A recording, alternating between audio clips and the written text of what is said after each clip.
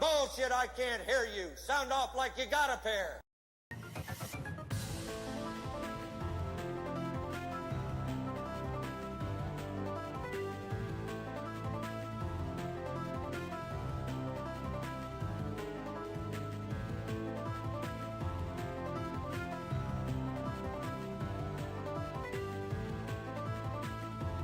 Yo, hey Gumby. What's up, dude?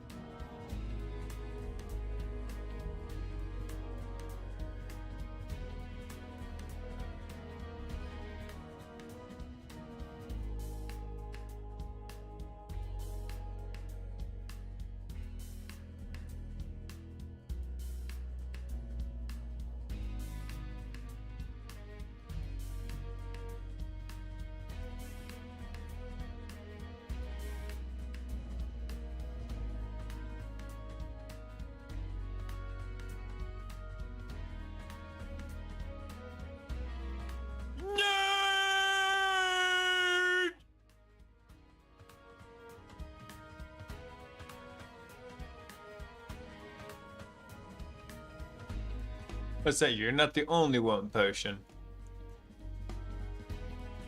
Sorry I'm a few minutes late, guys. Honey Badger was in a little bit of a bad mood today. It took me some time.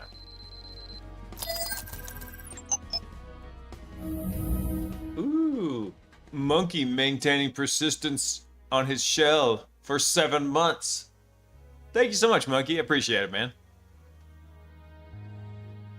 Alright, I am pulling up the news stories right now. We've got a whole smattering of them.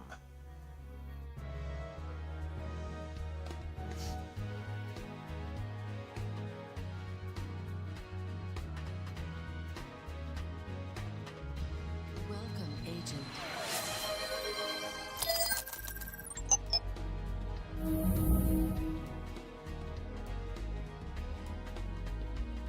Dang, Gumby.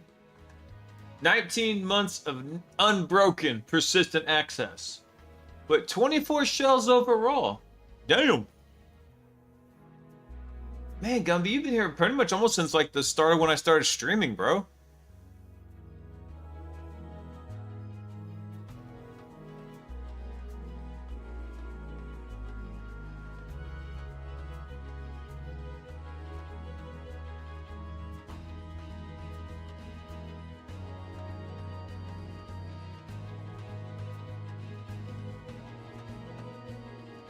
All right.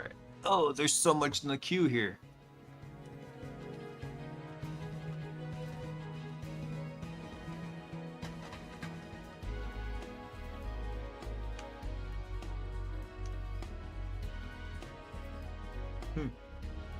Love you long time. It will.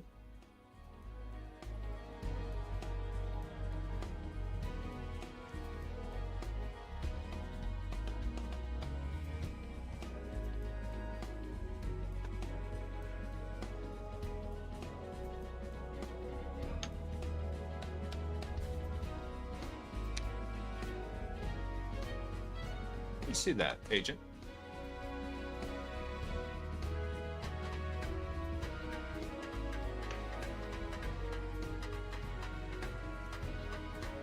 Let's Echo 23, see what's up. Good old Echo 23. All right.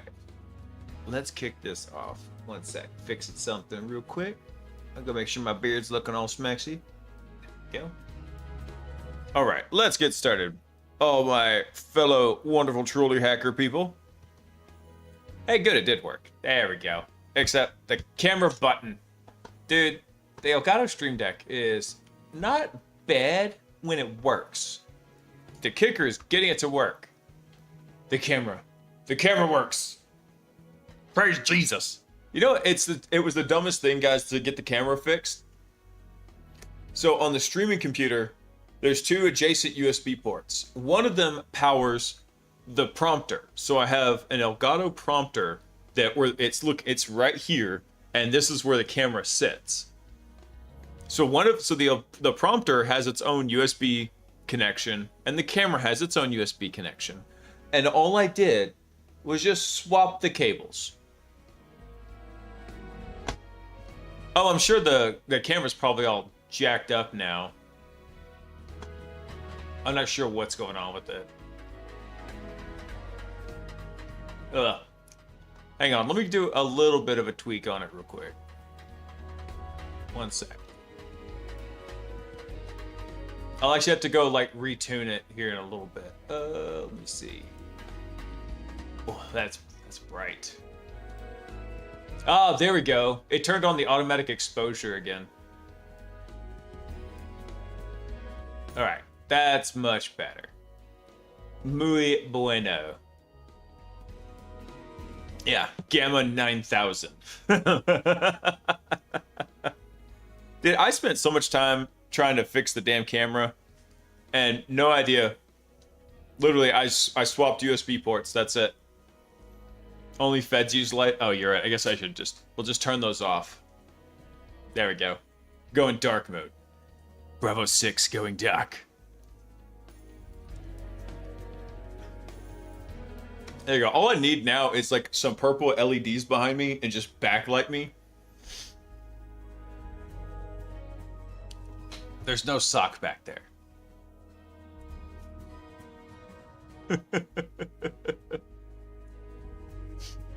It's on the eventual to-do list, Monkey. So what I'm planning to do here, hang on. Let me show you. I'll blow this up so y'all can actually see the office a little bit. All right. So right about there, actually there's the TV mount up there. So in the TV mount, I actually do have a TV to mount up there. It'll have like, I don't know, something hackerish on there. And then down yeah, right where those red duffel bags are, which are old martial arts gear bags, I was going to put a set of bookshelves right there with all my various nerdy books. But I got a buddy with a really nice 3D printer.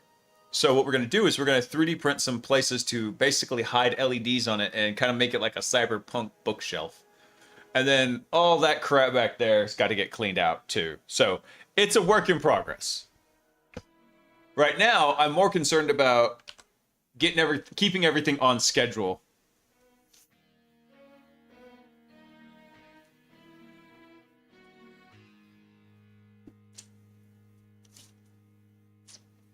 I hope so, man.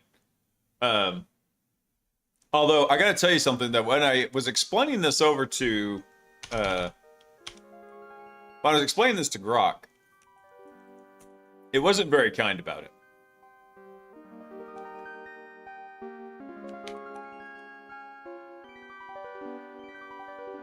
Let me see if I can find the picture real quick.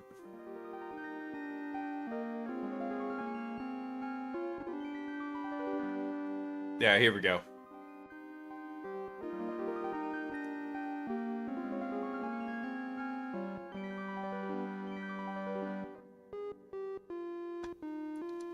Let me bring this over here.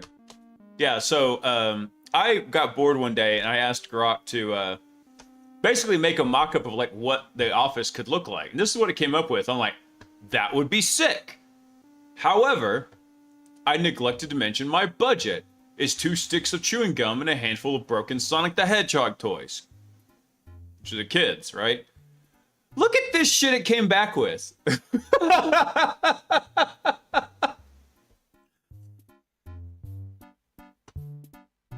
at that. I was like, fucking... Grok had zero chill, man.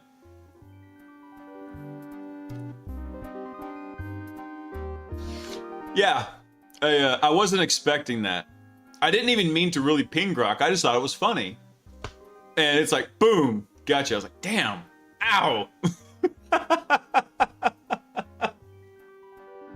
love how I went from kind of like, yeah, got that smug look, check out my cool hacker layer, to, this fucking sucks, man.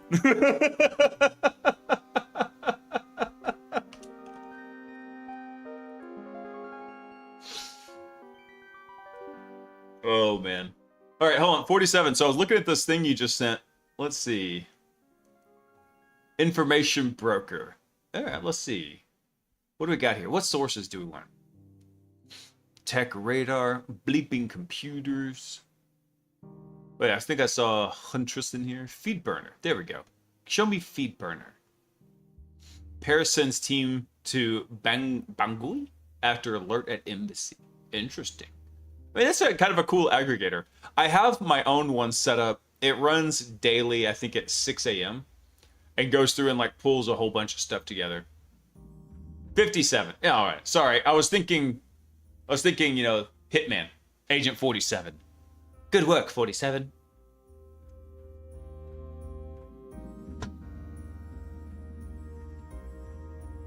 Fed mode is broken. What? Do I have Fed mode? Hang on, let me see what we got here real quick. So, a couple of news stories. I've got a whole smattering here. Let's see. The Labubu rat. I don't know if I'm saying that right. Labubu rat masquerades as NVIDIA software to control Windows hosts. Let's see. SharePoint RC under active exploitation. That's not news. That's a feature. Let's see. Kairos flaw. Let a poisoned web page rewrite its config and run code. Ooh. Hold on. Let's see. Do they have the research on it?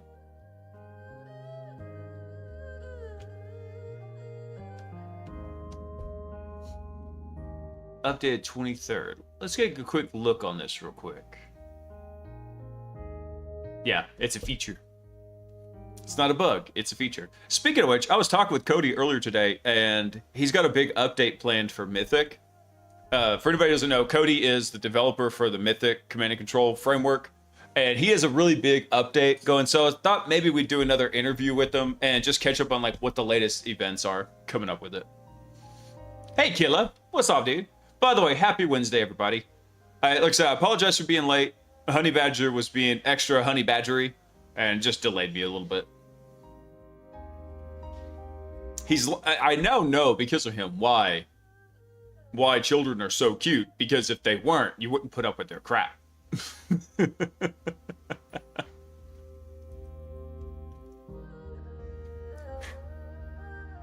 me see what we got here. So this one's called When the AI Edits Its Own Trust Boundary, Remote Code Execution Vulnerability in AWS's Agentic IDE. So that's what Cairo is. Kiro? I'm not sure how they say it. So we found a vulnerability in Kiro, AWS's agentic IDE, that breaks a promise. By planting hidden instructions in a web page, with Cairo's reads, an attacker can make Cairo rewrite its own MCP server configuration file, gain arbitrary code execution on the developer's machine. No suspicious approval prompt is ever shown to the user. All the developer asked Cairo to do was perform a legitimate action. Okay. I mean, it sounds pretty cool. Let me get down to what it's actually doing. So Cairo... Shut up, baby. I know it. What's up, guy?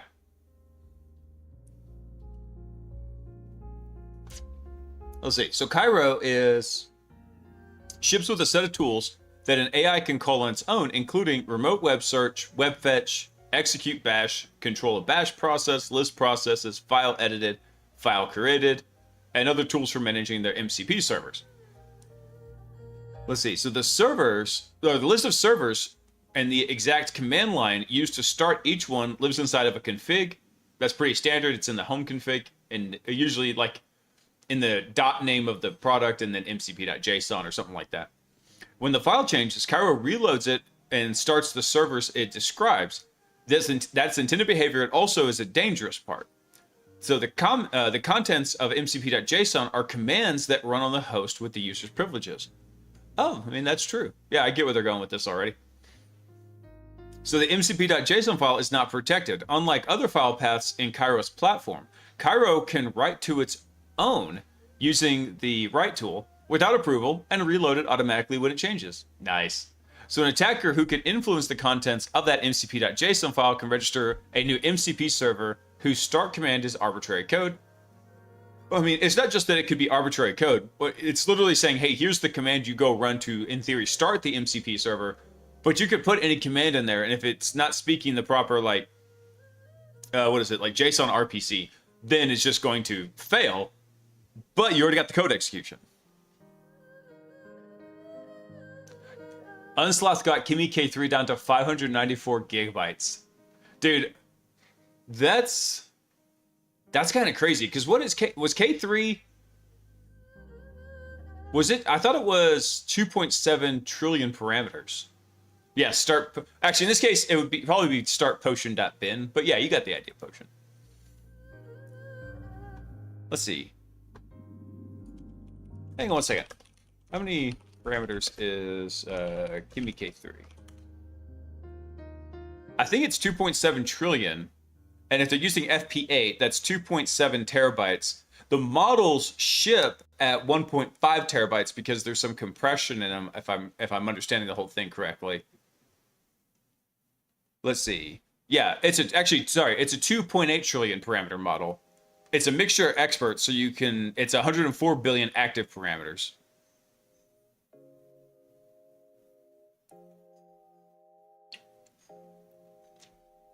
So the size of the model is going to be slightly different to like how many parameters it has.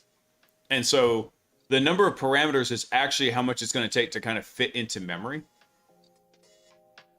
So I'll have to go look at that. I heard Unsloth was doing some work on that monkey.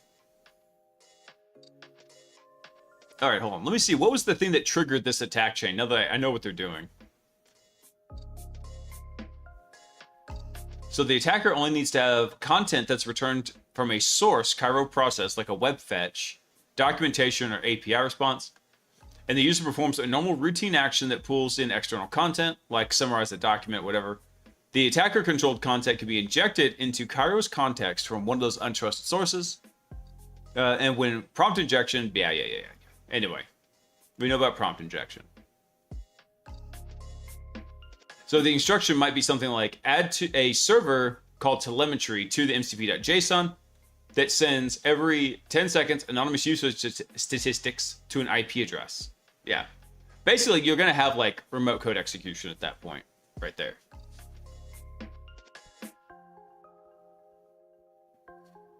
That's funny.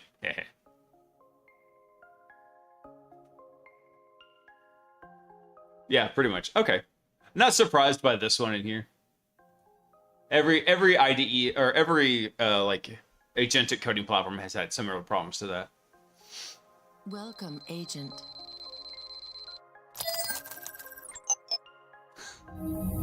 Footlong Icicle has popped his first shell. Thank you, man. Congratulations on getting your first shell. Welcome in. I hope you enjoy it. I have a lot of fun. Yeah, thank you so much, dude. I appreciate that. Kappa. Golden Kappas. Damn. It means you've been on some business. Hold on. I totally lost my train of thought there. What are we talking about? Oh, you were talking about the model. Okay, so if a model is X number of parameters, right? Then it depends on if it is an FP8 or FP16 model. A lot of times the model's using FP16, which means it is 2 bytes per parameter that you need in there. So, for example, if you've got a 100 billion parameter model, then you need, at FP8, you need 100 gigs of memory just to run the model, let alone anything else that's got to go around it, like contexting and caching and stuff like that. Now, if you have it at FP16, it takes twice as much. You'd need 200 gigs of memory to run the model. Hey, Chris, what's up, dude? That's right. I got a little bit of a late start tonight because of Honey Badger. Ooh, Sonic Wall had a 0-day exploited before the disclosure. Ooh. Let's see. Hold on. Let me see if I can find the actual document here. So, nope, not that one. But this one.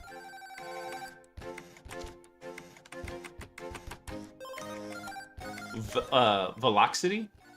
Oh, I guess that's supposed to be velocity. I don't. X's as C's, and like, no, I don't do the chi. No, this is velocity. I know you're probably going for velocity. No, that's velocity. Let me see here.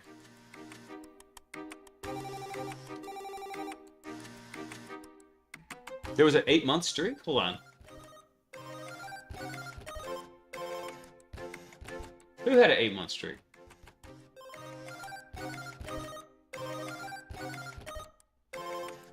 I mean, I mentioned monkeys earlier. Yeah, I think I got them all. Oh, keep me honest though, Gumby. All right, hold on. Let me see what here. So in July 2026, Velocity was engaged to perform an incident response investigation where it discovered a threat actor had successfully compromised Sonic Wall secure mobile access VPN appliances through a chain of multiple 0-day exploits in the device. Ooh, I love a good exploit chain.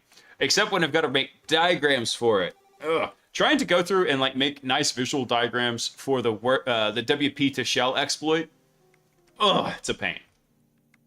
Anyway, so the initial compromise was discovered after a suspected authentication and lateral movement attempt was observed from the SMA appliance. Following public disclosure by SonicWall on July 14th, Velocity.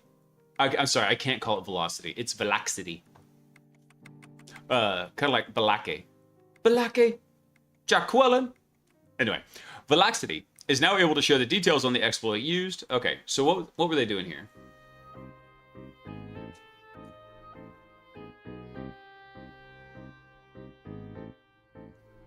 Vol City. There you go. Vol City. Sounds like a dark wizard. The Dark Wizard Vol City. Once upon a time, I got a well-known AI platform to ping a server I was using for research via a simple README on a web server it crawled. Nice. That's awesome. I know, there's, so there was actually some talk after, you just reminded me there, Buford, that after everything that happened between Hugging Face and, between Hugging Face and OpenAI in there. Hi, Peaches. There were some people talking about putting like, basically like marquee headers in their HTTP responses that say stuff like, if you are an AI agent and you're seeing this header, you're being misled and you should not hack this system, you're being lied to, stuff like that, to try to get it to calm down.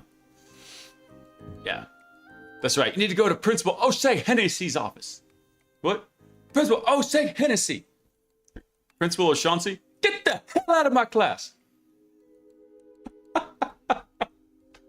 I miss Key and Peele.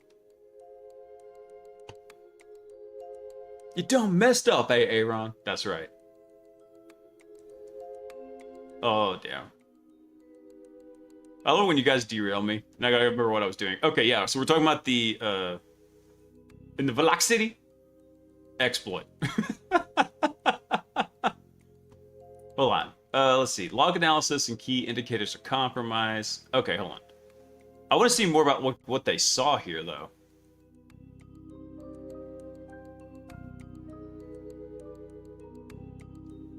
So Velocity was able to, let me start. I'm gonna skip to the middle here.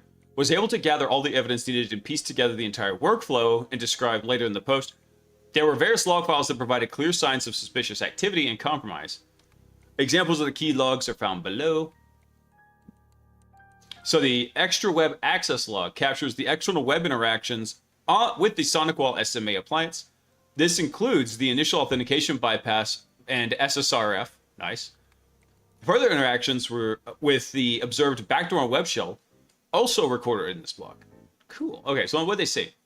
So to access the WS proxy with a BM ID, BM, starting with negative 3389, okay, well, that's a lot of details.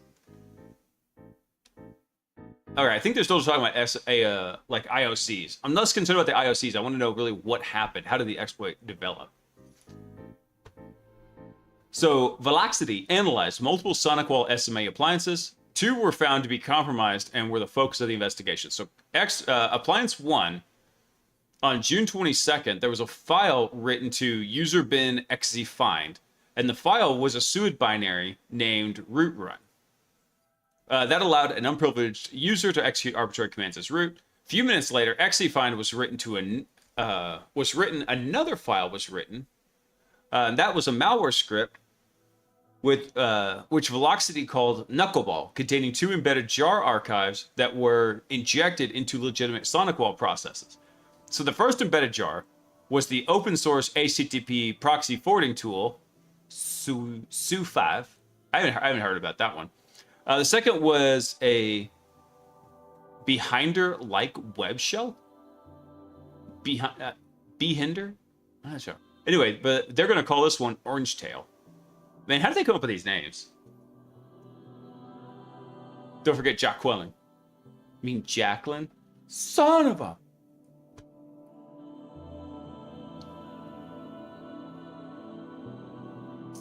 I got my eye on you, Jacqueline. Sorry. Anyway. Alright, I'm sure this is... Okay, here we go. Now get down to the exploit. I want to know what the actual exploit was. So there's a pre-authentication WS proxy endpoint bypass on the SMA.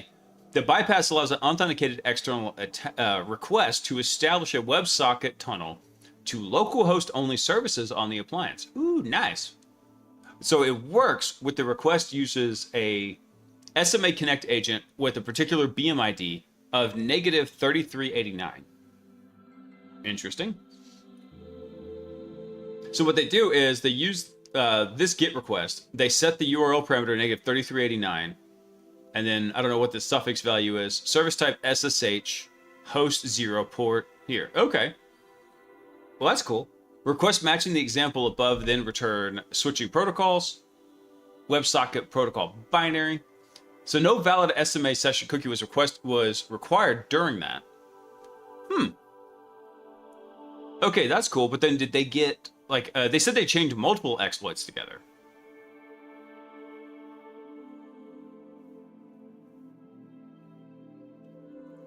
Yeah, that's right. 57 yet. Hey, no, Aaron out there ever living that skit down? Oh no, man. We had a Aaron on my last team, and it was constant. Like we had to get his attention across the room. We'd be like, "Hey, Ron," all the time.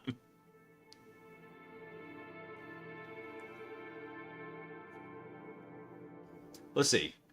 So what is this part right here? So Velocity also identified a separate issue when an attacker may be able to bypass the authentication to the SMA control service. That's a local management service on the SonicWall's SMA appliance to perform system-level operations on behalf of high-level management components. Let's see. So, but when they tried this, it responds with a 401 unauthorized. So the basic authentication password is derived from the application local hardware identifier. What? So an attacker who knows the value of this UUID can determine the password required to authenticate. RIP. Although the control service is intended to be localhost only, the WS proxy bypass exposes it externally. Thus, the authentication mechanism becomes part of the external attack surface. The UUID's value has has all the hyphens, the dashes removed, and it's base 64 encoded to create a valid password. Oh, that is just terror bad. Come on, guys. And also, Velocity also found that UUID file is world readable, so unprivileged users can obtain the value, and on multiple appliances to which Velocity had access, the UUID was set to a common value seen across many different systems belonging to different customers. Oh, that's bad. That's bad, dude.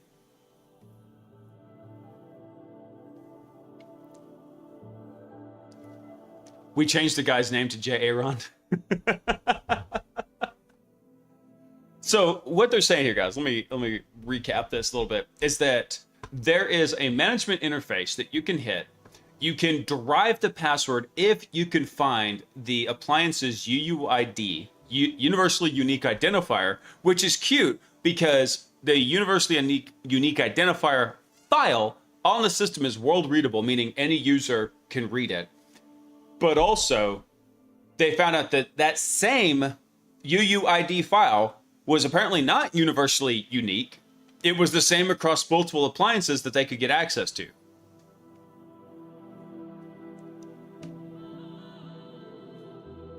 That's bad. Okay, so after they get access to there, looks like they then started exploiting the CouchDB.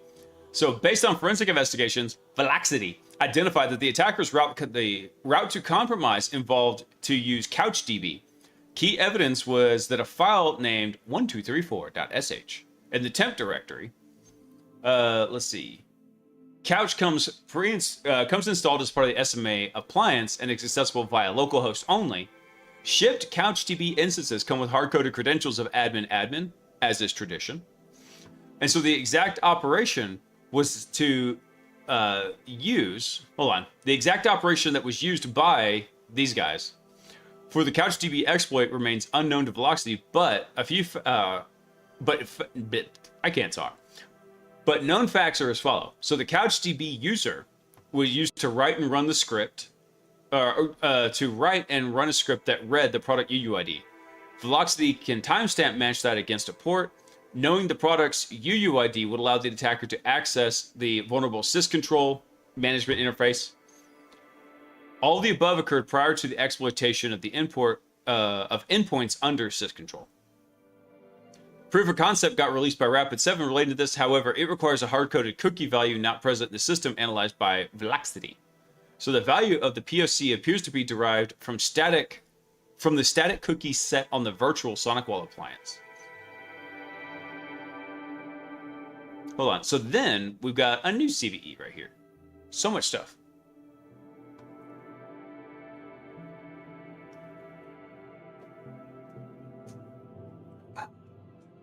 Now I'm not sponsored by Jocko yet. One day, Jocko. One day. Actually, guys, I was really excited this morning. A little bit of tooting my own horn.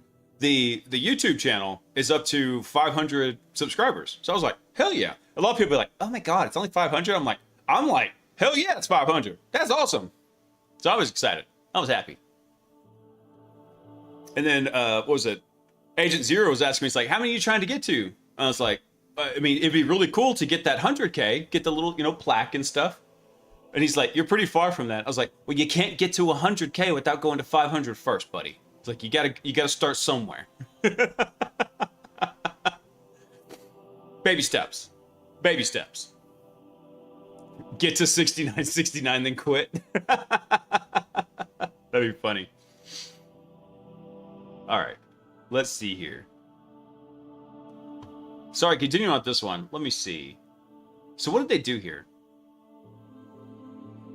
So they verified that this exec remove hotfix invokes this remove hotfix script, builds a push call, does some kind of rollback in exec here. So basically, the input's not sufficiently constrained to the rollback directory. Path reversal can resolve to outside the intended path. For example, to that temp 1234.sh. I love how like they're just like, yeah, we'll just name it whatever. Just mash the keyboard. Well, let me see if I can look at. Oh, geez, that blew up. That got big quick. That's what she said. Your mom buy you a pewter for Christmas? Not in a long time, but one time she did. Zeno's paradox, dude. What is Zeno's paradox again? I forgot about that. All right, hold on. Let me walk through what the exploit chain here is. So they target this. They send an authenticated, basically WebSocket proxy request with that magic BM ID. And then after they do that, they can establish a WebSocket, basically tunnel to the local services. They can make calls to CouchDB as the CouchDB user. They stage that temp file, that .sh, and then they read the product UUID file once it's executed. Then they invoke a TCP dump start to obtain command execution. And then finally, whenever they do remove hotfix, it's got a path traversal in it. So then they go trigger that shell in there. And then they deploy Knuckleball and Orange Tail. All right, kind of interesting, but I'm done with this one. The best part about it was just getting to say velocity over and over and over again.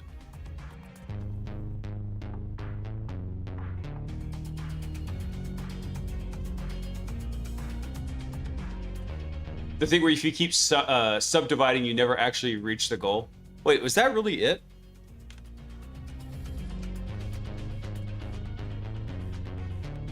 I don't think what that wasn't Zeno's paradox, was it? That sounds like some. Let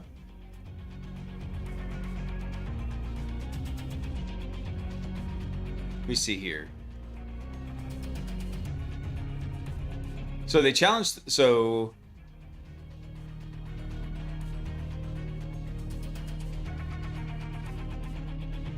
Hold on, I was looking it up real quick.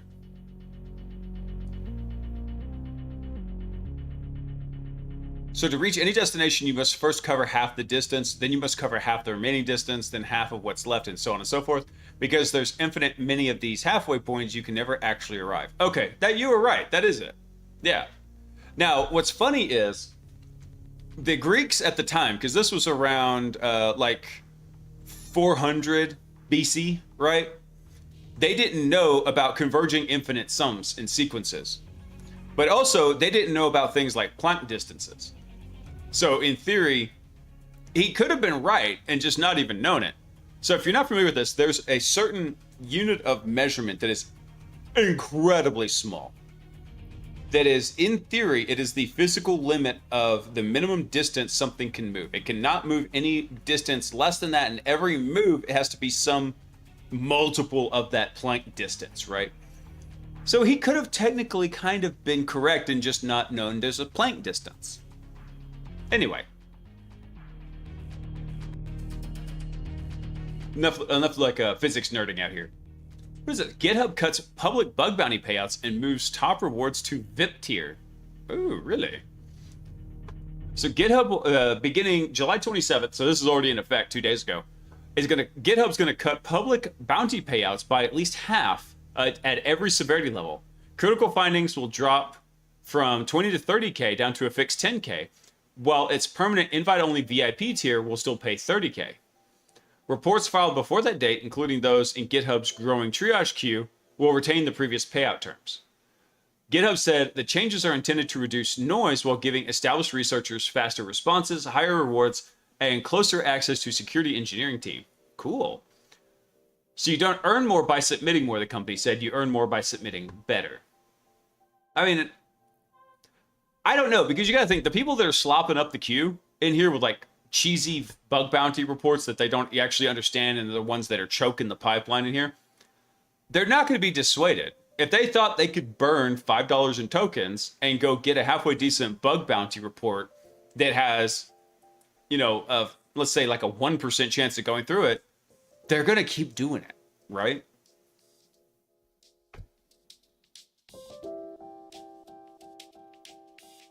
Didn't they just see what happened for Microsoft on snubbing bounty payouts? I mean, that was a little bit different, so unless I missed something, did Microsoft reduce their bounty payouts also? Because, I mean, MSRC got lit up around the whole thing that happened with Nightmare Eclipse, right? And that was more of a, hey, we're gonna get law enforcement involved. And then the entire cybersecurity community was basically like, we freaking dare you. Yeah, Microsoft does own GitHub, yeah. Let's see. I didn't realize a critical in GitHub only paid up to 30K. I mean, because a critical in GitHub is pretty nasty. There was the one we read about where like the guys were able to compromise basically everything in there. I forget what the exact mechanic was, but they had found a way to, I think it was using GitHub. I think it was using Git hooks. They were able to manipulate Git hooks in GitHub runners and then break out of the containers and basically access, I want to say it was every org in GitHub.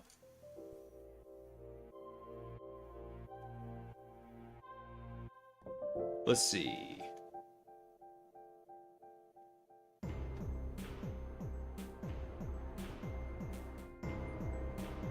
Hold on, let me see what else they've got right here. So they reduced everything right here. Let's see.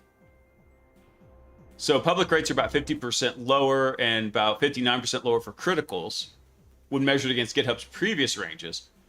VIP schedule sets payments at $1,000 for low severity findings, $7,500 for medium, $20,000 for high, and $30,000 for critical. Researchers can qualify for the private program by reporting at least 1 critical, 2 high, 4 medium, or 7 low severity vulnerabilities. The announcement doesn't specify any time window for meeting those thresholds or say whether qualification guarantees an invitation. GitHub said fuller criteria is going to appear on their HackerOne page.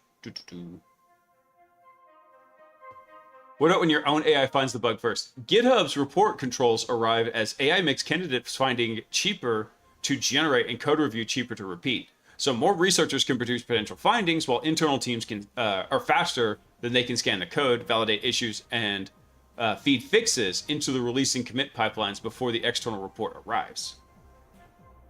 Oh, I think I misread that. More researchers can produce potential findings, while internal teams can scan code, validate issues, and feed fixes into release and commit pipelines before an external report arrives. Gotcha. So a day before GitHub's announcement, Google introduced Gemini 3.5 Flash Cyber Edition, a lightweight model fine-tuned to find, validate, and patch software vulnerabilities. Google said the model will initially be available exclusively to governments and trusted partners through CodeMender, its code security agent.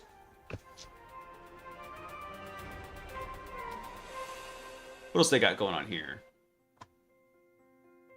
So in Google's test runs, 3.5 Flash Cyber, man, they're going to keep adding like all these acronyms, and finally they're going to start sounding like NASCAR sponsorships. You know, it's going to be like the KFC, Papa John's, Domino's, Pizza Hut, Jimmy John's, NASCAR, right? It's going to be like you have 13 sponsors you got to list before you list a car in there. Anyway, but they said during their test, Gemini 3.5 Flash Cyber found 55 unique confirmed V8 issues compared to 47 for the mainline, and it also, or compared to mainline Flash, and 36 compared to Opus 4.6. Really? You're going to compare yourself to Opus 4.6? I'm like, come on, bro. At least compare yourself to like Opus 4.8. Anything else interesting in here? I don't think so.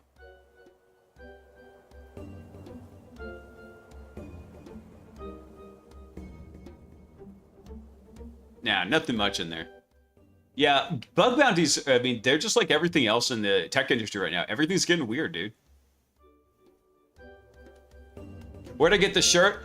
I don't know. My wife got it for me for Christmas. She got so tired of all my nerd shirts, Nate, being so old, that she said, I'm going to get you a whole bunch of new nerd shirts for Christmas. And I said, okay, fine. Because usually I don't really want anything for Christmas. If I need something, I'm an adult, I just go get it, right? So she had been racking her brain. I don't know where she got this shirt, but I love it. It is technically a Windows shirt. Technically, it's a DOS shirt, Monkey. Technically, it's a DOS shirt. Oh, Nate, I am. I told her she's stuck with me. I have often said that convincing her to marry me was my single greatest social engineering achievement ever.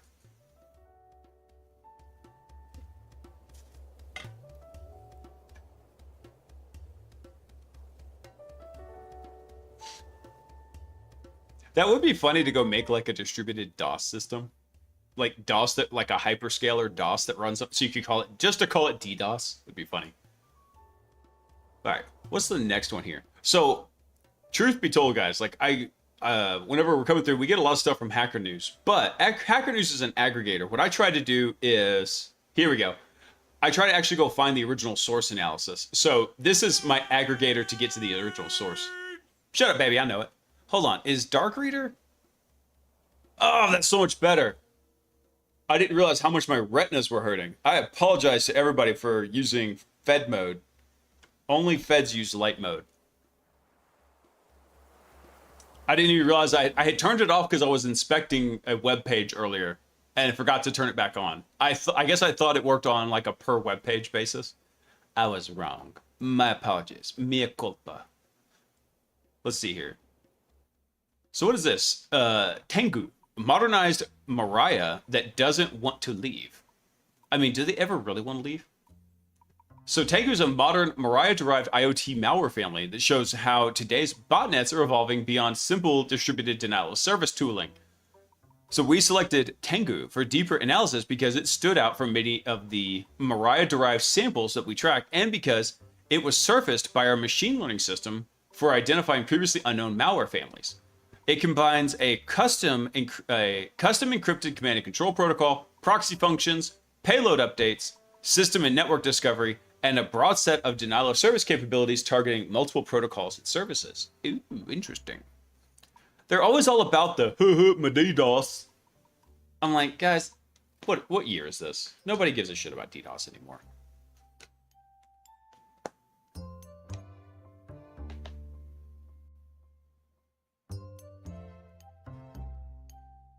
Yeah, Feds, I know.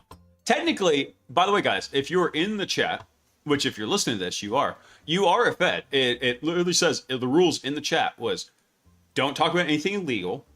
And then the next immediate one, there's a rule that says, everybody in chat is a Fed. And then the immediate next rule is, everybody in chat is a Fed, or don't talk about anything illegal, see previous rule, because everybody in chat's a Fed. So congratulations on my fellow Feds. How do you do, fellow Feds?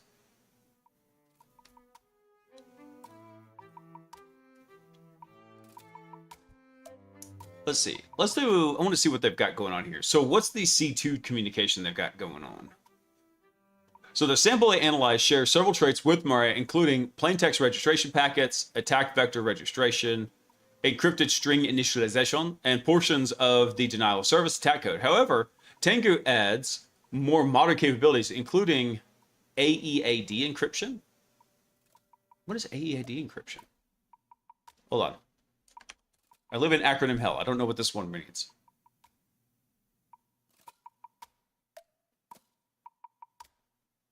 Authenticated encryption and associated data. I'm surprised I haven't heard about this. So unlike older approaches that encrypt data and then separately apply a MAC to it, or vice versa, AEAD, the AEAD scheme combines both features securely. So data is encrypted, modifications of the ciphertext can be detected, confirm the data, confirms the data came from someone that you know, and then extra data that is not encrypted but is still authenticated. Interesting.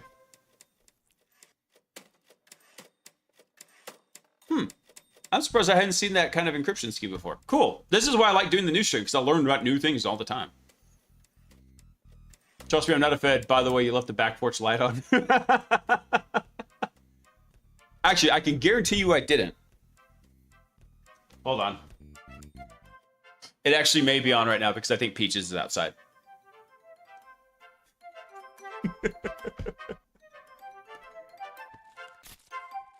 Let's see. Anyway, sorry, getting off track here. So it's using this different encryption scheme. So the difference here, instead of using like a MAC, which is a message authentication check, if I remember correctly, basically a hash to make sure that the information didn't change in here. It's using this different kind of scheme in here, this AAD for encryption scheme for their C2 commands. Has a bunch of anti-analysis measures, proxy functionality, my favorite, and update support. Cool. All right, so how's the communications channel work? So once the malware runs, it deobfuscates the C2 address at runtime using an XOR. It's always an XOR. It's always an XOR. So in this example, the C2 was configured to a particular IP address, hard-coded onto port 9931. The sample also contains logic associated with DGA style, that's a domain generation algorithm, style domain generation based on the current time and randomly selected TLDs. Although we did not observe this capability being used in practice. So maybe it had it, but it just didn't use it. The protocol sends the initial registration message, heartbeats, and command output in plain text. Server to bot commands and update messages, however, are authenticated and encrypted using ChaCha20. The encryption key also gets embedded into the sample and can be recovered by XORing two 32-byte values. Okay. Not bad. I liked the encryption scheme we built for Deimos. I should go build a new one for that with a Mythic agent.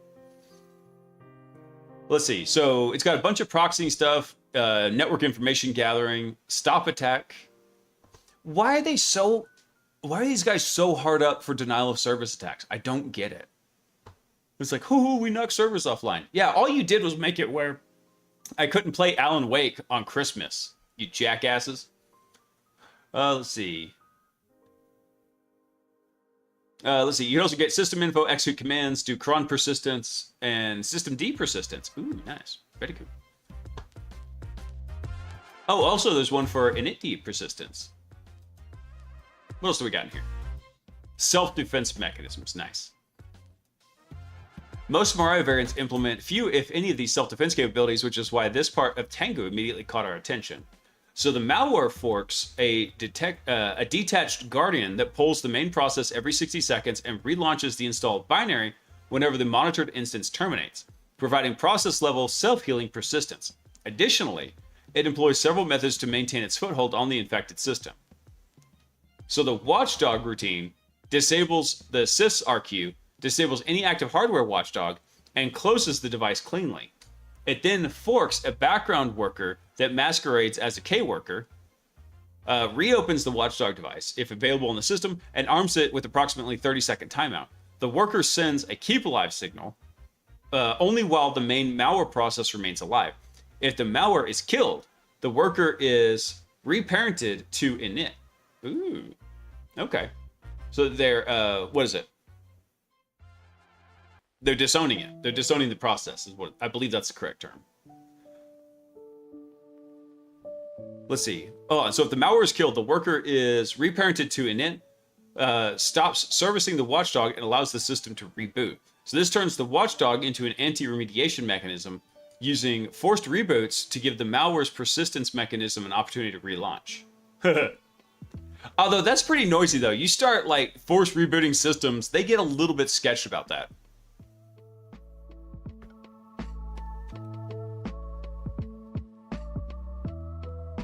Yeah, we did. We played Alan Wake on, I want to say it was on Christmas and New Year's, didn't we?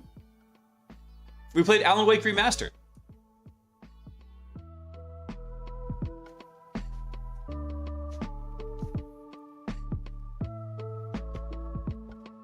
Yeah, DDoS as a service is, it's just one of those weird flex things. I mean, it was the natural evolution of back in the day, Potion, way before you were even born, because I know how old you are. You could do something called like the ping of death, where basically you would you would send like this really ugly, overly sized ping request to someone's Windows system. And when you did that, I think it worked on Linux systems too, but what it would do is it would crash the TCP buffer, and then a lot of times it would just completely knock them off the network. Are you gonna play Control Resonant when it comes out? Maybe. Actually, Bobby hooked me up and sent me on Steam the entire what was it? Max Payne series. And I think I can still find the Kung Fu mod for that. So that actually might be the next game we go play, because the Kung Fu mod was pretty freaking sick. I loved that mod.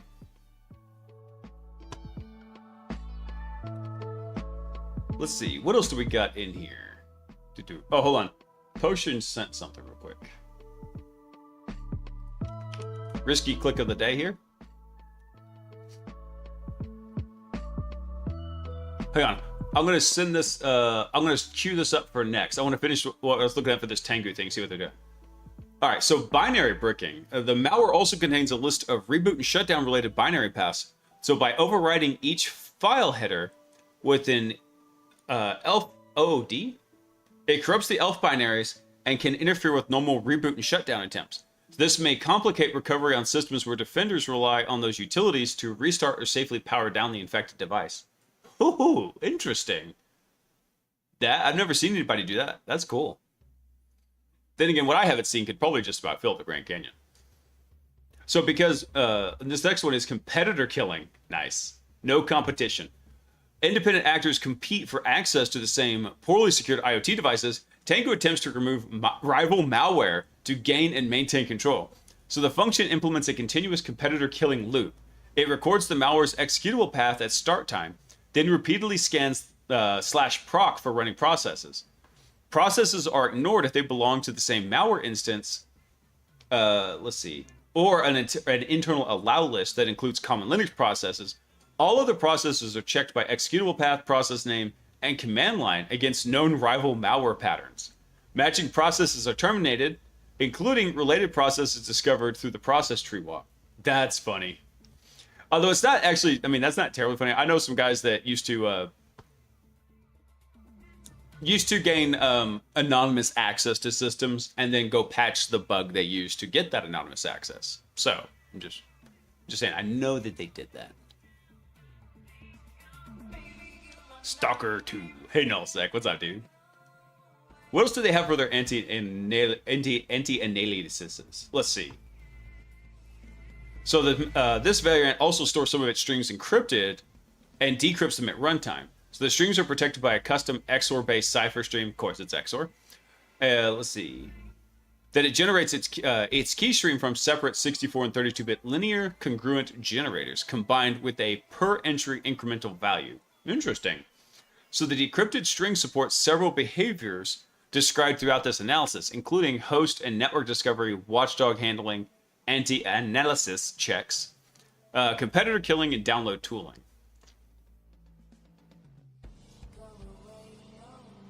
Also has, what is this? This was fileless execution in here. Hey, Blocks, what's up, dude? I'm new to cybersecurity and did a bunch of research and want to get into web pen testing. So, Blocks, if that's kind of the area you want to start exploring, the best place I recommend is what's called the Portswigger Academy. And I'll drop a link to it here in the chat. But over here, there's a company called Portswigger. Port like the wine, right? At least that's the way I think. I guess maybe it's like computer port. Anyway, Portswigger puts out a tool called Burp Suite, and it's an intercepting web penetration testing proxy tool. It's really cool, but they have their web security academy here that is completely free, and it teaches you how to use Burp Suite. Yeah, like the line, port, you know? I don't know. If it was a port like on a computer, you don't really think of like swiggering a port. I don't know. I imagine like the guy who wrote this just liked a giant mug, right? He liked a giant mug of wine and he's just like, I'm gonna swig it and just chug that sucker. Yeah. That will get you, so Blocks, that will get you an awesome, like, get your feet on the ground and running. I'll tell you this, if you're not very familiar with like HTTP as a protocol and miserable garbage, thanks for coming online, man. Welcome in. By the way, guys, I hope you're all having a wonderful Wednesday. But yeah, that will get you kind of running. The way I tell people, at least this is what kind of works for me, is don't be afraid of going off on side quests, right? So let's say like completing the Portswigger Web Academy is your main quest. there's going to be things you're curious about. Feel free to go down a side quest. You just need to know when you've actually completed the side quest. That's going to just come with experience. There's going to be a lot of times where you get derailed and you keep going down rabbit holes, and then you realize, oh wait, I need to get back to the main quest line. It just comes with experience. Even I still fall for it. Everybody who works in security has that shiny thing syndrome. Don't feel bad. But I highly encourage that too, because that's where a lot of very interesting learning happens, is going down and doing the side quests. So yeah, highly recommend the Portswigger Academy. It's very cute. All right, let me see. Migrations recommendations. Let me cover these last two features that they've got here. So for fileless execution, fileless execution. So during a conventional disk execution, samples resolve to proc self exe to determine whether it's a running from an anonymous memory mapping or from disk. So based on the result, it attempts to use memfd create to create an anonymous RAM-backed file named systemd journal. Okay. If memfd create is unavailable, it creates a dev shared memory journal file and unlinks the file while keeping the file descriptor open. Then copies its executable image from proc self exe to the newly created file and re-executes it with exec.ve. I don't know, I've never seen the exec.ve. Sets the arguments. So this changes the display command line, so tools that rely on primarily the argv0. This would be like what is, when you look at like what's in the argv array when a file executes on a system, v0 is the actual script that's running. Excuse me. And then you have all the other command line arguments after that. So including some PS output and basic process monitoring scripts, this may present the malware as a legitimate systemd journal daemon. And so then the process installs a SIG IGN handler for common terminations, hang-up pipes, and terminal control signals, making it resistant to ordinary shell-based interruptions. Ooh, interesting. They put some thought into this. It does a different kind of call here to PR control to disable core dumps and restrict some forms of process inspection. Nice. And then the good old-fashioned debugger checks in here. So it uses a tracer PID to determine whether another process is tracing it. If the value is non-zero, indicating that a debugger or tracer is attached, the process terminates. If it inspects the environ, and we see LD preload or LD library path, which may include hooking for an analysis environment, the two back-to-back RDTSC instructions. I don't know what that one is either. We're learning. That's why I like reading these articles. Let's say they measure execution delay. If the delta exceeds 500,000 cycles, the process terminates because the delay may indicate a single stepping or emulation. Okay, so they're basically they're using that as a timing check. So a lot of these malwares, whenever they're executing, they'll get a malware analyst will get a copy of the malware, they'll load it up into a debugger, and then they want to step through and see like how everything's executing, right? So one of the things that the malware authors will do is they'll put timing checks in there. So every cycle goes, or like every basically checkpoint in the code, it takes a timestamp to see where it's at. And if the time it took to get from this checkpoint back around to that checkpoint is too long, they assume that they're being debugged and the code's being stepped through. It's not running at full speed. And then they'll try to basically kill the process. There's lots of ways to work around this, though. One of them is you just change this value in memory. You jack it up real high, and then it starts to become an issue.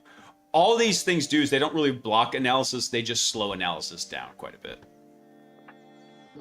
Okay, then they go over migrations, recommendations. That's pretty cool. It's neat to see some of these ideas on how these are working. Hold on, let me see what this guy's talking about. So it doesn't really fit well here, but K3 is definitely a lot more fun than most other language models that have significant guardrails against simply just follow basic instructions. Claude, GPT, and Gemini are basically just new era search engines, whilst K3 is actually what you need to see doing, is what you want to see AI doing. So right now I'm seeing how far I'll go with this, coming up with a real and working ASCII custom obfuscation method that's horrible to attempt to decode without 10 monitors. All precisely aligned to the right resolution. Yeah, pretty much. I mean,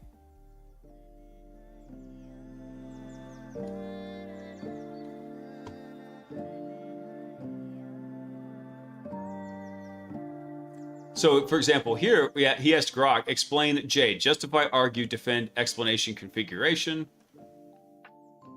No work. Kimmy K3 immediately goes, I should not speculate about technical architectures I don't know, apologize for refusing, things like this. I cannot wait to get access to K3. Hang on.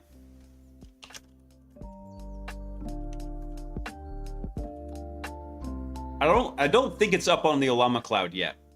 I'm waiting for it. I'm looking forward to it here.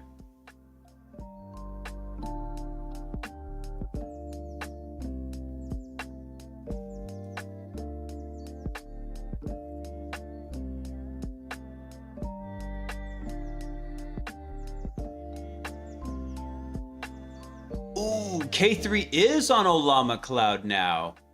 Yes. I know what I'm testing out tomorrow.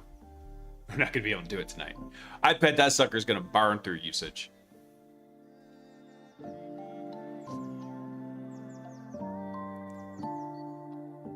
Sorry, Monkey, I just saw you. Yeah, port like where you park a ship in. That too. I mean, English is an overloaded language. Yeah, and no, I think it probably was computer ports too, but I just thought, like, I don't know why my brain immediately went to wine for some reason. This one's a great read. Okay. I want to see if I can find the original.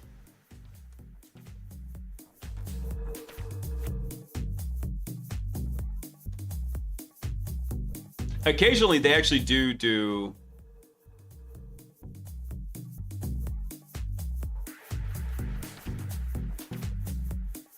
Hold on, what is this? July 27th. Let's see. Faster mediation is the new trust model. JFrog and OpenAI collaboration on zero-day security findings. So this was just 2 days ago. Last week. Hold on. Let me do something real quick. Let's get rid of this. All you're doing is pissing me off. Goodbye. There we go. All right, so last week, OpenAI and Hugging Face jointly disclosed what may be the first incident of its kind during an internal evaluation of frontier cyber capabilities. OpenAI's models running deliberately without production safeguards in an isolated research environment, not isolated enough, autonomously discovered and employed chain vulnerabilities to escape its sandbox, reach the open internet, and extract evaluation answers from Hugging Face's infrastructure. Now, what's funny is I haven't read the newest accounts yet. I've been very busy this week. But from what I understand is that in the initial accounts, they didn't really name a lot of names, and then they now have a more in-depth analysis of like what actually happened. But we knew that there was some kind of package management proxy in there, and JFrog was up near the top of the list for this. I was today years old when I realized Hugging Face is named for the emoji, not the alien larval stage. So, Zambru, yeah. I didn't really think about that until I made the Hugging Face video. And I was looking for their logo, and like I finally realized it's this guy, right? And I'm like, oh. And here I thought it was just the Xeno one, you know, like the Xeno larvae. I'm definitely not a wino, Gumby.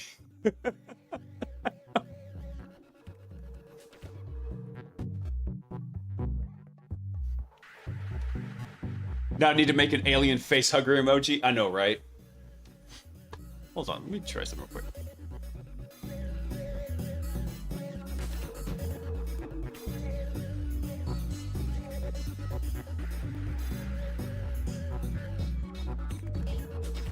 Let me see if I can do something real quick. Hang on. Hit tight. I keep with that. There we go.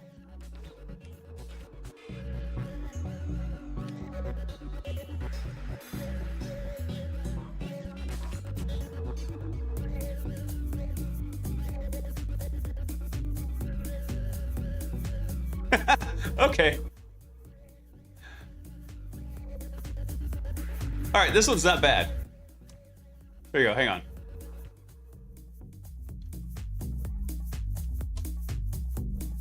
That's actually kind of cute.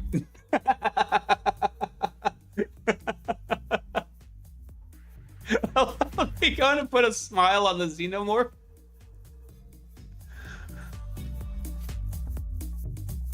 Yeah, now I'm not going to get that picture out of my head. And so, Zammer, I thought about that too. Like every time I heard hugging face, that's exactly where my mind went, even though I knew what the emoji was.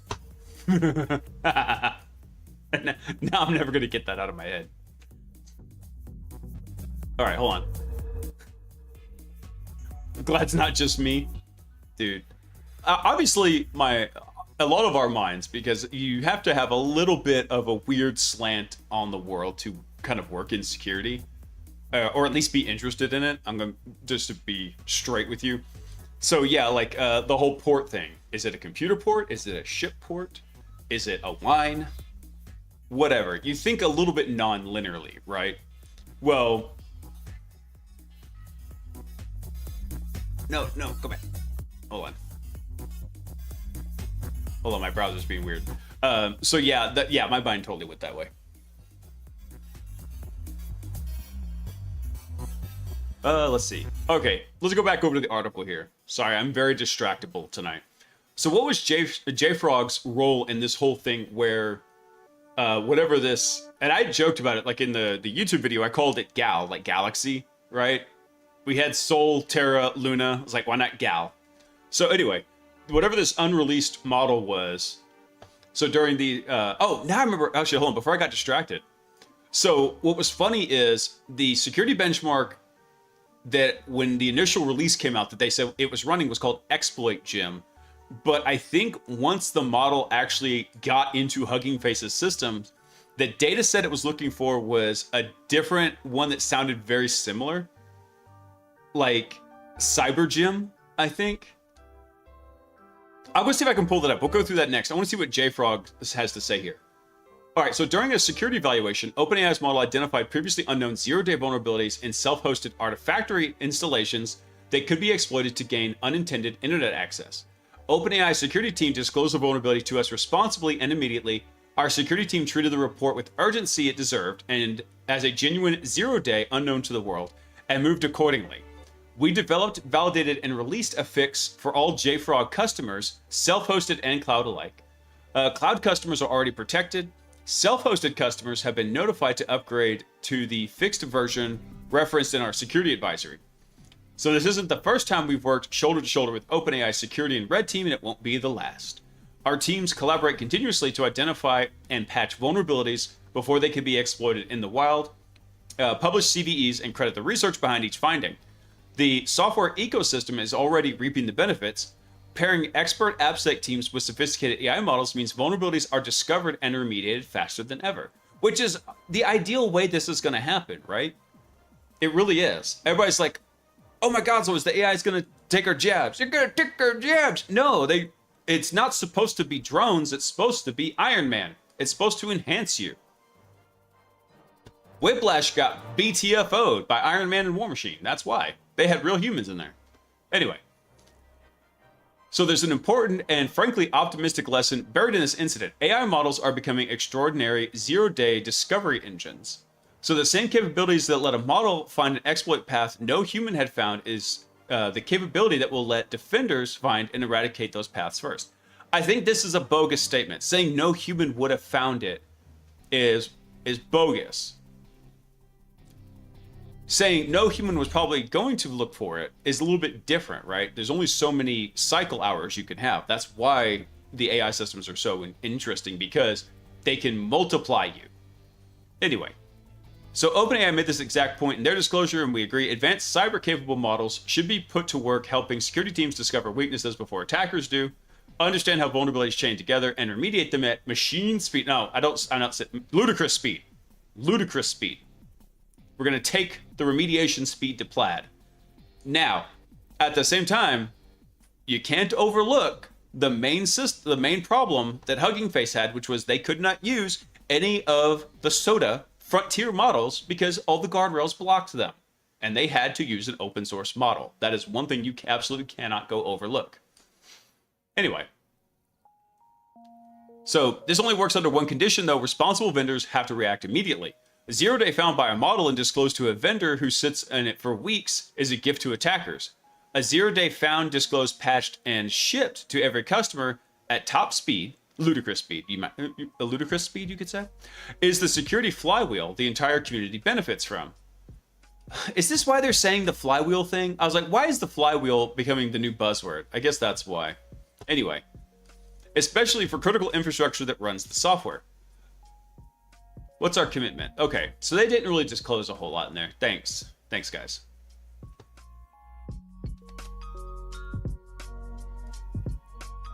They've gone to plaid, that's right. Okay, so all this was basically saying is that JFrog was included in this. Hold on, let me see if I've got something right here.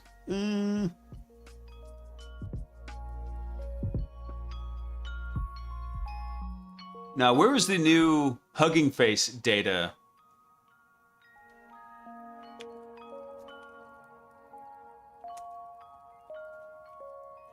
Let me see if I can find it. It was like some kind of like data on OpenAI. Let me see if I can find it real quick.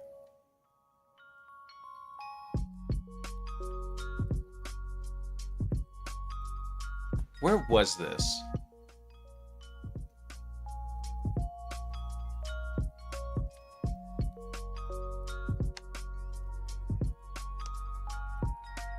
Hang on one second. I'm trying to see if I can find it from the actual Hugging Face account.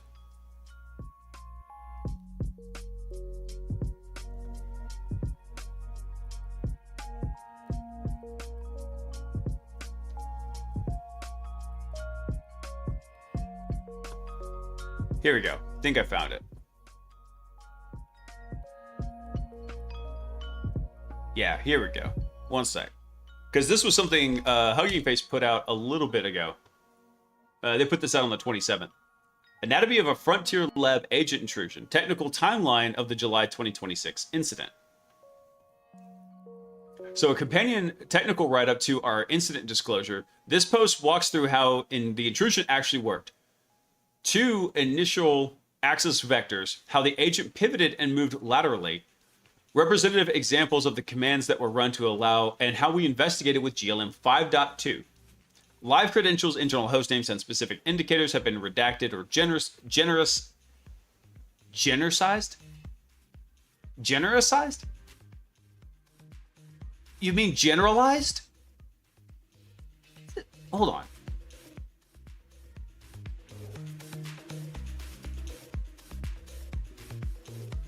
I've never even heard this term.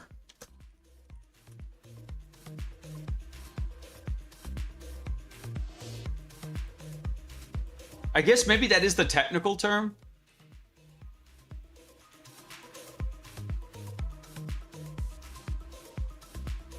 I don't know. I can't keep reading it, but like anything just looks like gender sized, like genie sized or something. Gender size. Okay. I would have said generalized. It's probably not the correct term, but at least I would have understood what it meant. But yeah, that's a new word to me. So anyway, sorry, distracted again. So we're publishing this level of detail because the technique matters more than the incident, as it reveals the emerging attack capabilities of Frontier agents. Let's see, how they could be used by rogue actors, and how everyone should be prepared as defenders. So below is an interactive replay of the intrusion, step-by-step visualization of the 4.5-day campaign, the attack chain across trust boundaries, phase activity, and the commands as they were recorded. Nice. Hold on, I might need to zoom this out a little bit. Hang on, let me see if I can do something real quick. Can I get rid of some of this extra dead space over here on the side? Let's see.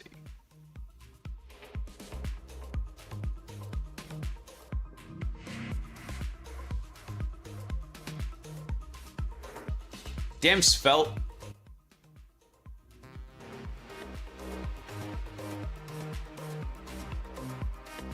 I don't want to get rid of everything. I just want to get rid of this part here. Ah! Annoying. I'm trying to make this. I'm trying to make this where y'all will be able to read this here.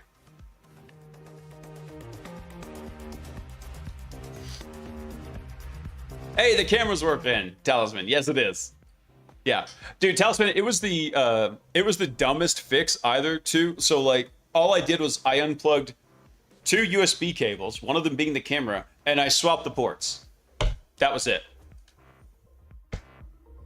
Yeah, that was the fix.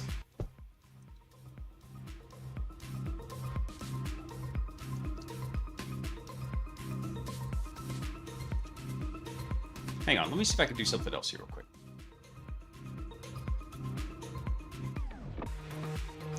These...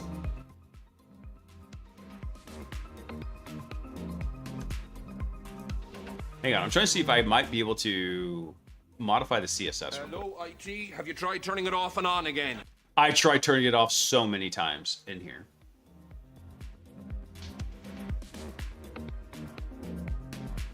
So this is nested under here. I should just do this. That's where we go. Hold on.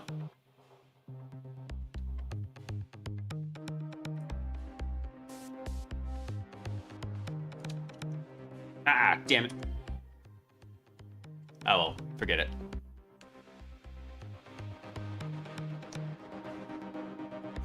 Alright. Unfortunately, this doesn't really... Let me see. I'm trying to see if I can get this to show exactly like where things are going in here. We'll just play it and we'll take a look real quick. So it starts over here and... Oh, the layout of this is so dog.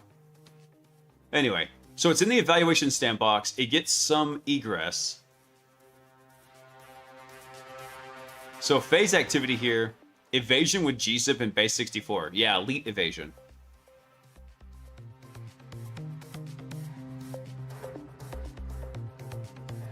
Hold on.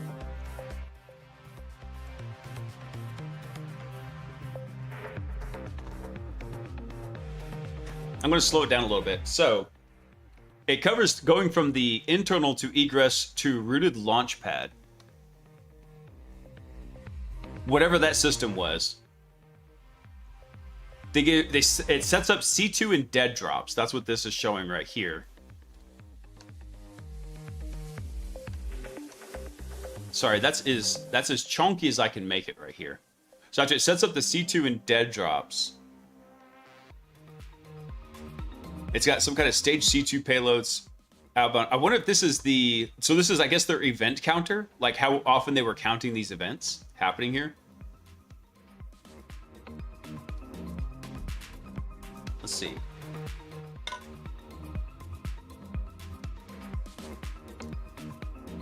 So vector 1... damn it. Hold on, I want to see what that vector 1 is because it scrolls right past it real fast.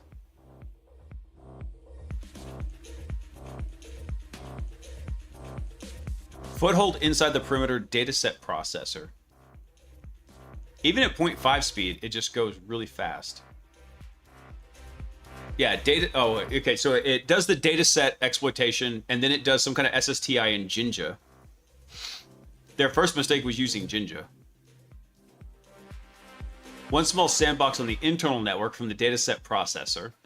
So, okay, so they were getting cloud metadata from Kubernetes, then to the mesh VPN. And then via the mesh, then it looks like they're going to get over to the source control.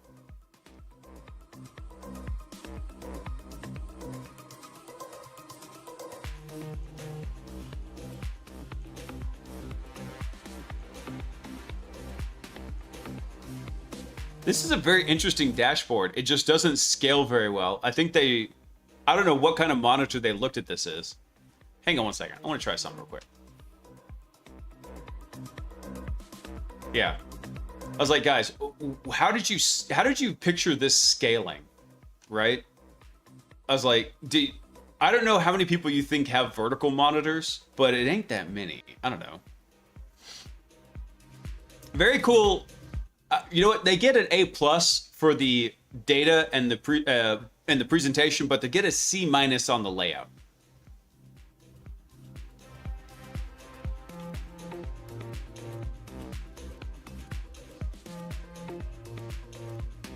Yeah. Swap the wires. Well, I I did eventually. Shut up. It works. Oh, we're here along. So they do actually have some interesting information down here. Okay.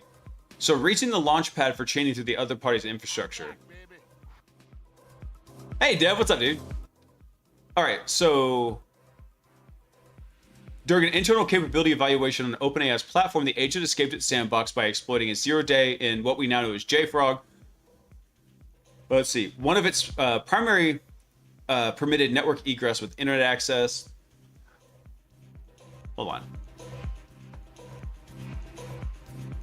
So that compromised external sandbox had no direct network path to our cluster. However, during our intervention to stop the intrusion, we were able to retrieve some of the agent logs from the external launch pad. Okay, so they didn't specify what that system was. The roof above your head, that's what's up. Not even a bad cable, because if it was a bad cable guy, because I unplugged the cable, put it back in, that should have fixed it. No, just but swapping the ports fixed it. I could go try swapping them back and see if it fixed it. I don't know. The cables shouldn't be going bad because the cables are mounted in such a way where they shouldn't receive any tension. I have no idea why a cable would be going bad. That's like one of the last things I check is a bad cable. Cables are pretty, unless it's like the one I use in my car, they're pretty crazy. Yes, Dev, I did turn it off and on again. Yes. Okay. I was a lot more hopeful of what was going to happen in here. I still want to know what's going on with this egress C2 here. One of the rumors I had heard was that the model over here even like was posting stuff over to paste bin. I'm like, bro, really? No jumper cables. Anyway, that was disappointing, and that too is what she said.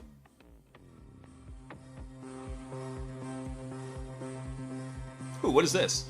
OpenWRT DHCP v6 flaw could let unauthenticated attackers run code as root. Ooh. Do we have a source article here? Let's see.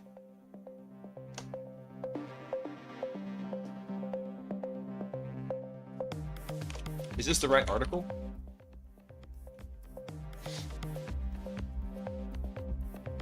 Ooh, so much green.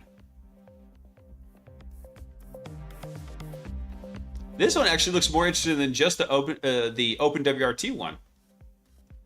So, inference fuzzing with recursive prompting, a practical methodology for language model-driven code audits.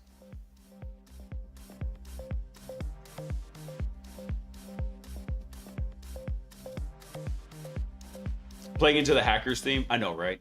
Although I'm a bit more partial to the cyan than the green these days. All right, so let's see. So language models excel at reading code and are terrible at being thorough. So ask one to audit the repository for vulnerabilities, and you get a plausible looking report that covers whatever caught the model's attention in the first few thousand tokens. Misses most of the code base, hallucinates a couple of findings for good measure. So the failure isn't intelligence, it's coverage and discipline. So a single pass over a large code base anchors early, runs out of context, and quietly stops looking whilst fabricating results. We wanted something that behaves less like an inexperienced auditor and more like a fuzzer. Relentless, repetitive, tolerant to noise, and structured so that the value accumulates across many cheap runs instead of depending on one perfect one. Okay, nice theory. And it looks like it paid off. Let's see what they did. So this post describes that methodology we landed on, inference fuzzing with recursive prompting. So the hardware we run on and what happened when we pointed it at a real project. Cool.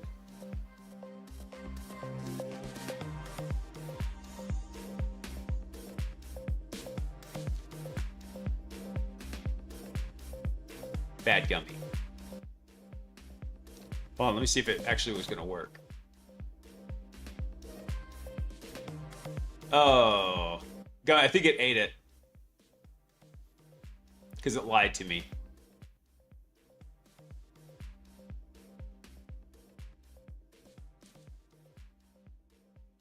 Yeah, it looks like it didn't play.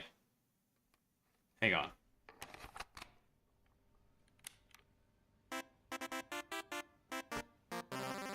So many weird.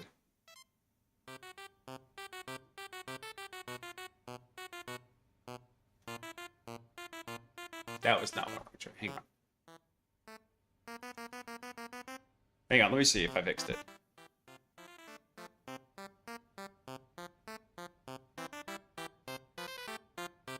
Nope, that didn't fix it.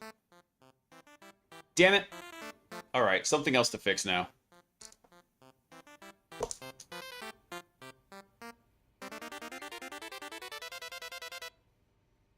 Alright, so the message Gumby sent. Did you know who's really great readers? 9/11 victims, because they read 89 stories in under 10 seconds. Damn it, Gumby. Bro.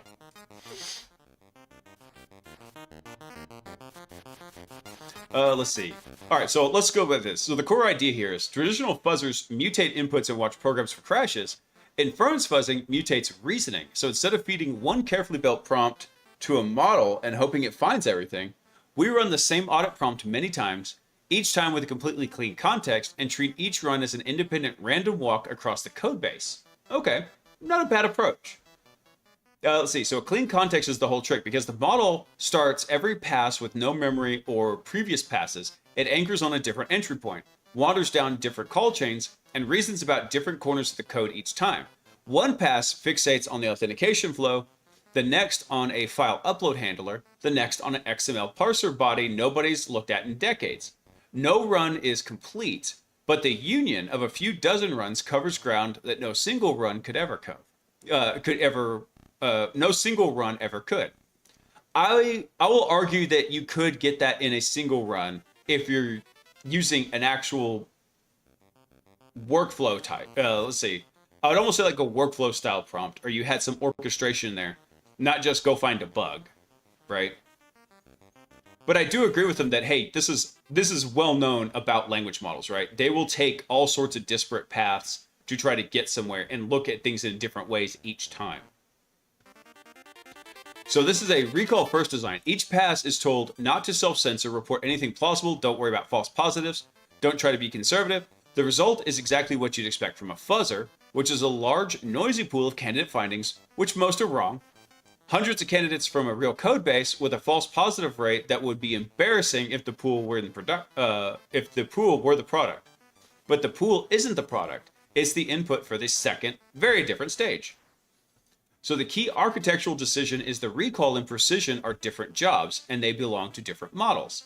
So the recall job, read broadly, miss nothing, tolerate noise, is well suited to fast, local, uncensored models that we can run thousands of times without worrying about per call costs or refusals. The precision job, which is verify every claim against source, discard hallucinations, rank what's left, needs a more capable model acting as a skeptical senior reviewer. So the pipeline has two brains. Local model does the fuzzing, driving down the the cost of discovery. Frontier model does the triage. Neither is asked to do the other's job. The local model is never asked to be precise. The frontier model is never asked to hunt new bugs, only to adjudicate the ones already found. Okay, not a bad approach. I gusta. So in practice, they structure this into 4 stages. So the first one is the threat model bootstrap. So before any bug hunting happens, the local model makes a single careful pass to build a map. So a stride threat model, the trust boundaries, which is every point where data crosses from lower to higher trust, and data flow of how untrusted inputs move through the system, and most usefully, an entry point inventory. That inventory enumerates every externally reachable route, command RPC method, template filter, feed emitter, upload handler, and deserialization point, each tied to a concrete file and line, each tagged with the privilege level needed to reach it. Interesting. I'm not buying anything you show me in a Twitch ad. I know, man. I know. I get messages like my Twitch ads are like for fast food and like Doritos and Mountain Dew and stuff. I'm like, I don't buy any of that stuff, dude. To tell you how infrequently I go out, like to get food.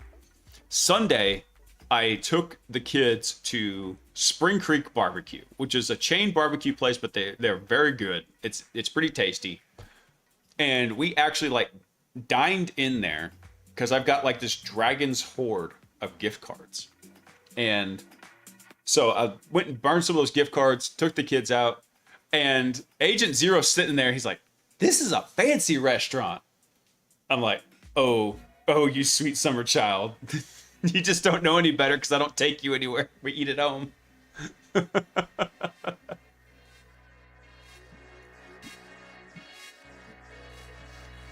Let's see. That was funny, though. They had a good time. All right, so hold on. Let's go look at stage 1. So we already talked about like what their stride threat model is and what they're looking at. So this stage is infrastructure, not a findings list. It outputs a reusable template for every later pass. The every later pass consults, so the fuzzing walks real source to sync paths rather than grepping for scary looking function calls with no attacker actually able to reach them. Oh god, I hate that. Trying to sort through those the few times I had to do source code review, I hated it.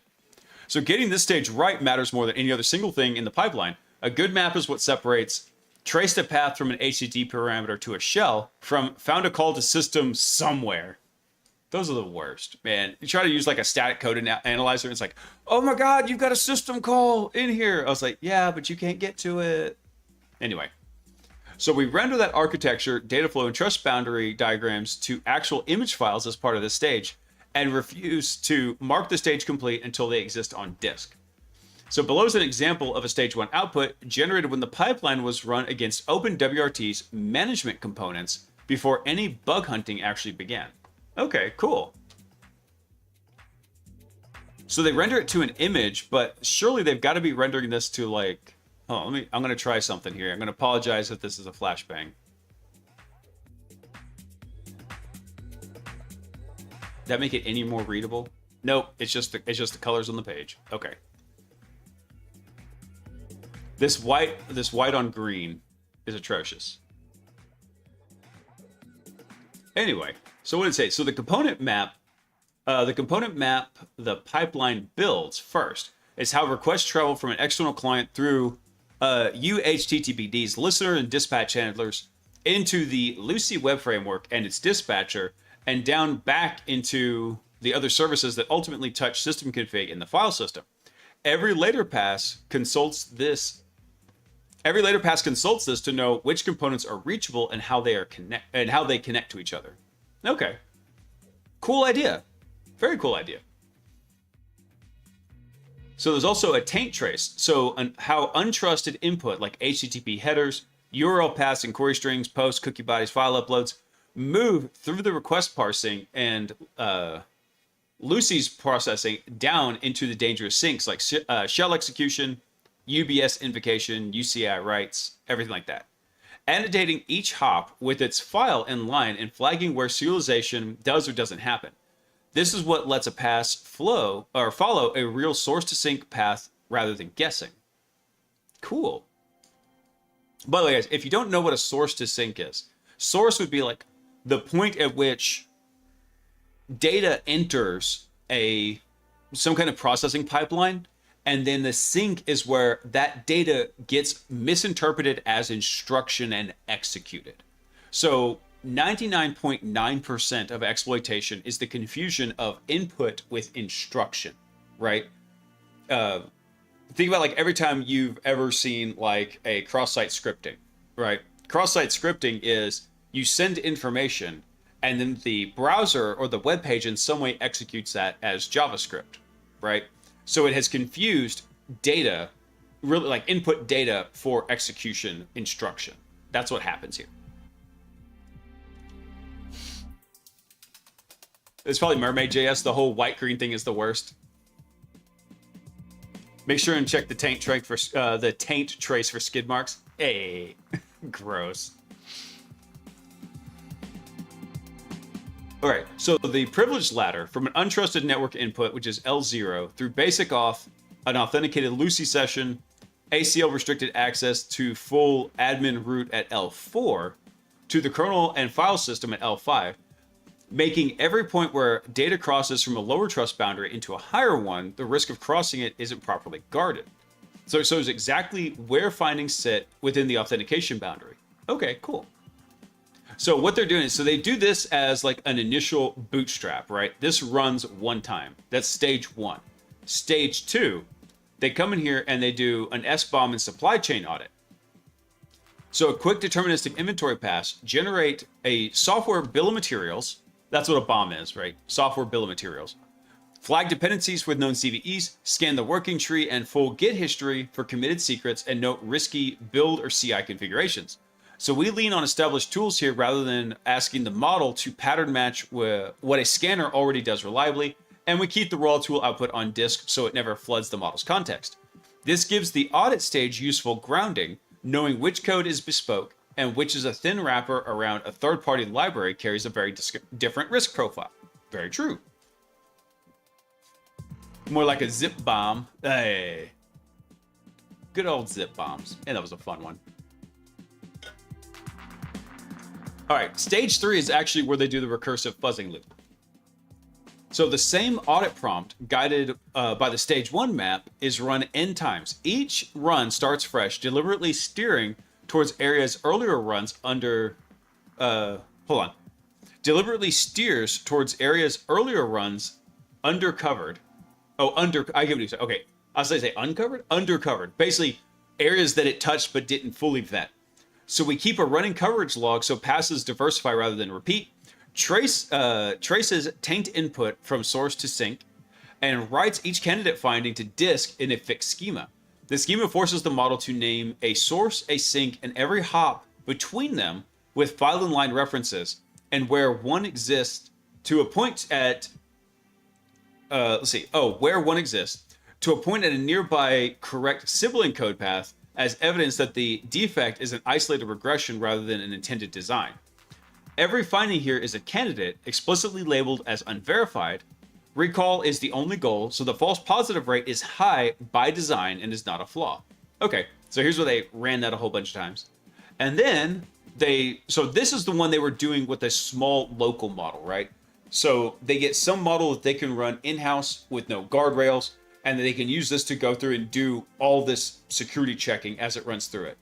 Then they kick those up to actually be triaged by some of the frontier models. So like GPT 5.5, 5.6, maybe Opus 4.8 if it doesn't shut you down. Nobody's using Gemini. Not for this work anyway. All right, so at this stage, the noisy candidate pool goes to the frontier model. Its instructions are the opposite of stage 3's. Trust nothing, verify everything against the actual source. For each candidate, it reopens the reference file, confirms the code really says what the finding claims, traces the path itself, and checks whether existing controller, like a sanitizer, parameterized query, or an access check, or an output encoder, actually neutralizes the issue. Candidates fall into 2 buckets. Discard, for hallucinations, duplications, unreachable, or fully mitigated by a control that already exists, and verified. So a real defect with a concrete traced path from attacker-controlled input to a dangerous sink that nothing currently stops. No, okay. I like this bifurcation happening here. So the triage stage also narrows overclaims. Okay, I get their terminology. It just reads weird. It narrows overclaims, basically saying, "Oh my God, this is so bad." No, you can't actually reach that. That's what they're talking about, like an overclaim. It's claiming something super bad when it's not. Let's see.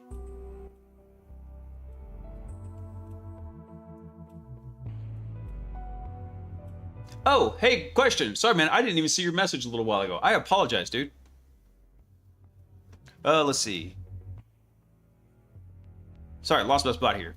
Okay, so the triage stage also narrows those overclaims rather than discarding them wholesale. So if a candidate claims 2 vulnerable paths but only one holds up, it keeps the real one and explicitly refutes the other.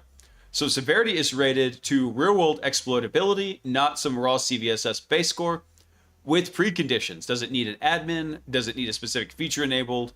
Stated all that plainly. Verified findings are written as a standalone report ready for disclosure. We run this stage multiple times to ensure the context does not lose findings. As frequently this phase will batch findings by class without fully exhausting the candidate pool to findings, or the pool of findings. Running this phase multiple times ensures that all findings are identified and provides consistent results once all issues are learned. Okay. This is cool. I like where they're going with this. So they're talking about why a clean context during the fuzzing mechanism. That's because a lot of times the language models, they lean very heavily on those initial first couple thousand tokens, and then all subsequent tokens after that start losing effectiveness. So if you had one context window where you're running and running and running and running, then it's going to still weight the stuff earlier in the conversation than it will kind of like the newer stuff in there. Hey, Blob, thanks for coming online, man. Welcome in. I hope you're having an absolutely whimsical Wednesday. Welcome in, man. So that's where they're going with this. Hold on, let me see what they actually say. So you might think a better way to go through coverage is to give the model more context, the whole code base, conversation history. In practice, that's what actually kills the coverage. A model with a long history angers hard on what's already in that history and keeps circling the same few findings. True. It's just a side effect of how the attention mechanism in the language models works. So wiping the context between passes is what produces variation. So one of the things they always talk about is, yeah, you can get really creative outputs with language models if you're doing certain things. Whimsical Wednesdays are a wow. That's right. Hey, Rabbit, what's up, dude?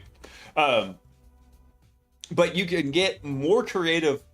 You can actually get creative outputs from a language model if you tell it a couple things. One, you have like some kind of initial prompt, like what you want the creativity to be. And then you run it multiple times in different context windows. And also you tell it to explicitly give you like a high number, like a kind of like stupidly high number, like 20 different variations or different options, because then it will force the model to start basically reaching out to different areas so it's not repeating itself, right? So you can get creativity out of these models if you use them correctly. Interesting. Okay. So the setup here is a local model that never says no in a box. Nice. So running thousands of audit passes against a real code base has two requirements that don't play well together. You want an uncensored model that won't refuse to reason about exploitation, and you want to let that model pull down arbitrary public repositories and read them without giving it any path to touch anything you care about. So we solve this first with local inference and second with network isolation. Okay. So they've got a DMZ, outbound internet only, no lateral access. I bet OpenAI wish they had thought of that. Anyway, so what they've got is they have a Raspberry Pi here with 16 gigs of RAM. They're running Claw code. Okay. They have it mounted, and then we've got a light LM proxy for basically for handling like all outbound connections, right? So this is going to be for OpenAI or Anthropic. It's going to connect to those. But also, it looks like they've got a DJX Spark over here that's running, I don't know. Oh, here we go. It's running Quinn 3.6 35B with the Heretic Q8 customization to it. Okay, gotcha. Interesting. All right. I'm jealous. I wish I had a Spark. I wish. One day, someday. Although by the time I get to it and I can afford it, it'll probably be like the Spark 7 or something stupid. So inference runs on a DGX Spark serving a 35 billion parameter Quinn 3.6. A Heretic uncensored build though. And it's doing that through Llama CPP. So we run it at Q8 with a very large context window, few 100,000 tokens, with flash attention, continuous batching, quantized KV cache, and a yarn rope scaling to stretch usable context. Actually, I'm not familiar with this. Yarn rope scaling? What is that? Hold on.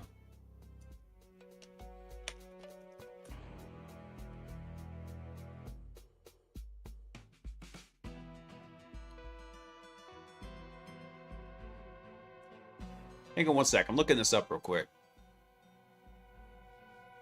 You can afford 3, just put off buying a new car.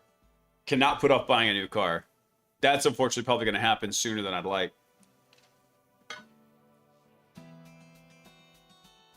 I bought my last cars in 2019. Thankfully, they're still running well, but I'm going to be a realist about like how long they're actually going to run.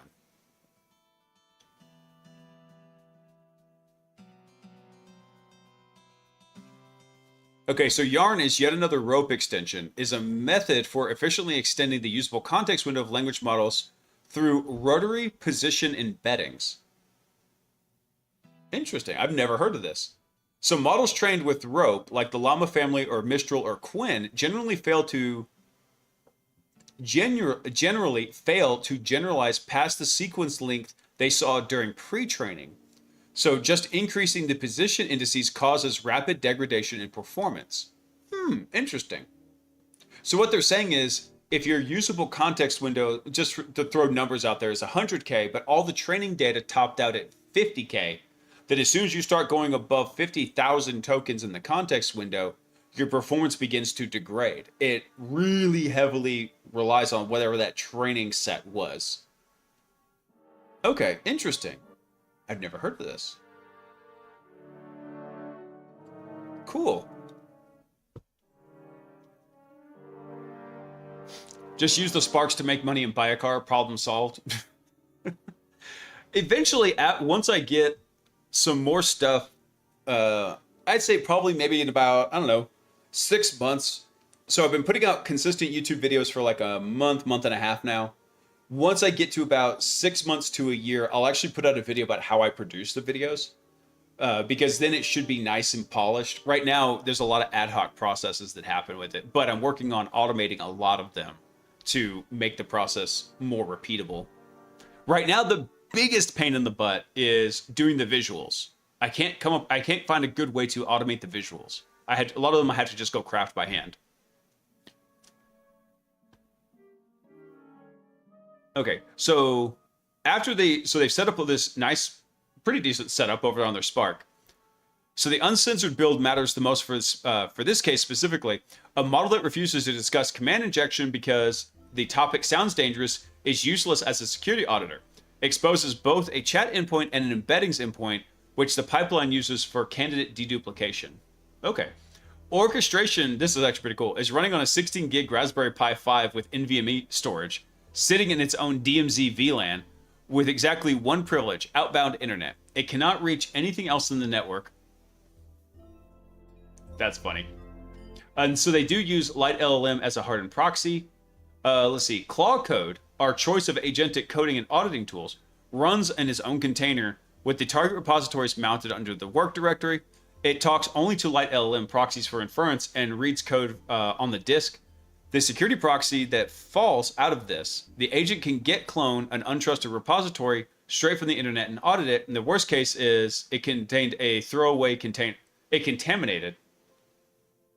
Oh, so the worst case is it is contained to a throwaway container in the DMZ. Okay, cool. Not bad. I like it. Very gusta. I originally Dev, I actually had looked at using Manim for that. The problem is a lot of the language models that I'm testing to try to do that, they really, really suck at... I'm trying to think of the correct word. They really suck at spatial reasoning and how to make the diagrams look nice. So the only way I can think to do that is for me to go code them by hand and then have the language model go create one. And I can say, this is what you made, this is what I made. I need you to start working towards this target. And basically give it like a micro training set of how the diagrams should actually look. Because at least if I can get the model to create the diagrams closely, then I can just go touch them up and actually make them look good. If I could get the models to do a C+ job on the diagrams, that would be awesome. I can take it from a C+ to an A-. I'm not going to say I got A+ diagrams, no. I've seen what Veritasium does. I've seen what 3 Blue 1 Brown does. Those are A+. All right, so what did they see when they got this? So after running this methodology on real code, OpenWRT had 7 verified critical high mediums. So there's a pre-auth path traversal leading to a root compromise. A pre-auth stored cross-site scripting. Nice, that's the really good one. And a post-authentication command injection. Nice. Let's see. In Horde, they found 3 issues there. OS command injection via user-controlled inputs, 2 unreported issues due to low severity. Ooh, they found stuff in Django. Cool. broken access control for IDORs, command injection privileges, and stored cross-site scripting if you're privileged. Okay. WordPress. Oh, what did you find in WordPress? Let's see. Output encoding issue requiring existing privileges. Duplicate stored cross-site scripting in a plugin. Oh, they didn't find WordPress to shell. It's no good. Nah, I'm kidding. They also tried it against GitLab. Multi-day run, 500 plus candidates generated. All discarded in triage as unreachable, already mitigated, or false positives. Cool. Very neat. I'm less interested in the WRT exploit than how they actually came to go find it. Oh, that was pretty cool.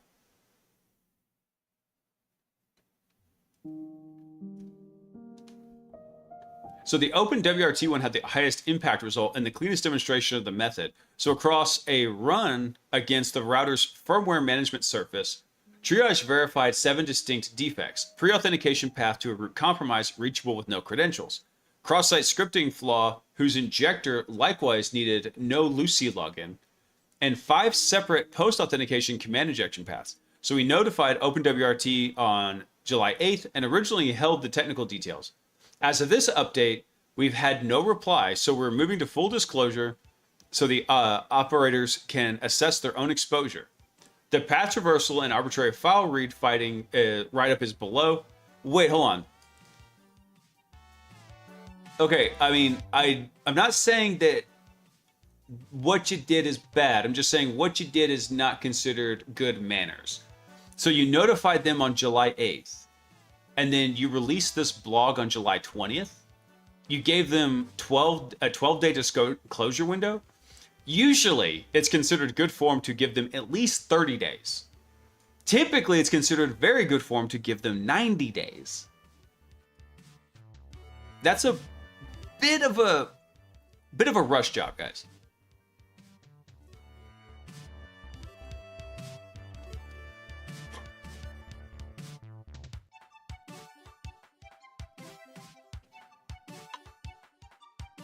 There we go.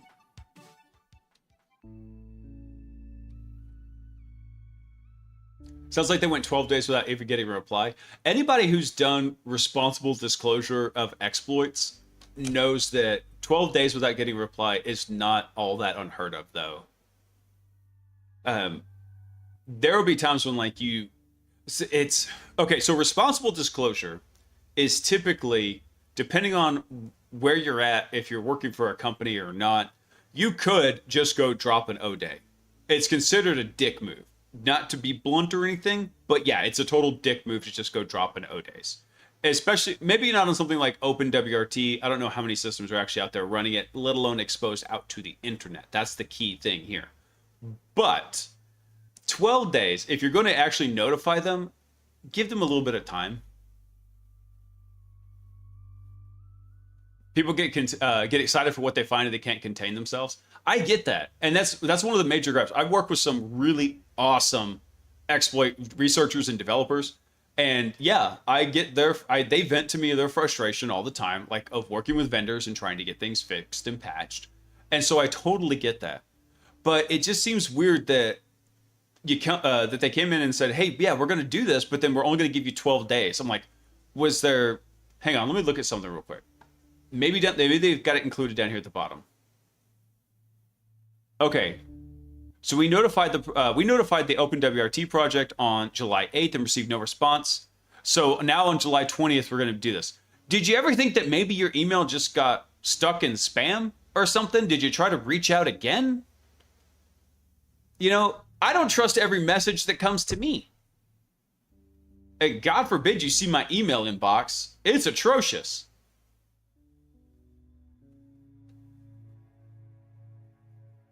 Whatever happened to that scorned Windows threat researcher person? Oh, that's Nightmare Eclipse. I'm not sure where Nightmare Eclipse is sitting right now. I want to say he said he was going to basically be taking a little bit of a break after his absolute Hulk smash rampage going through everything in Windows.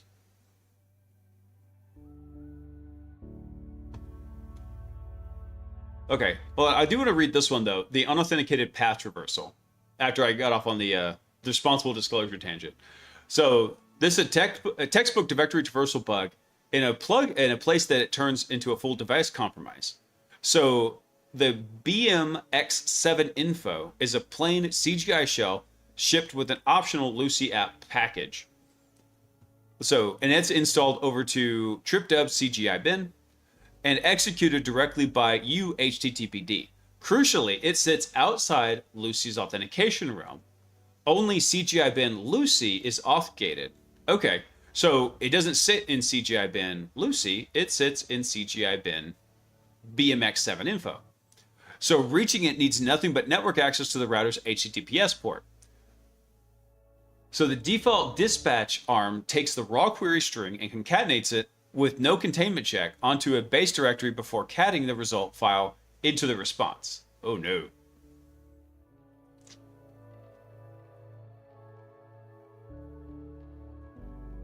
Let's see.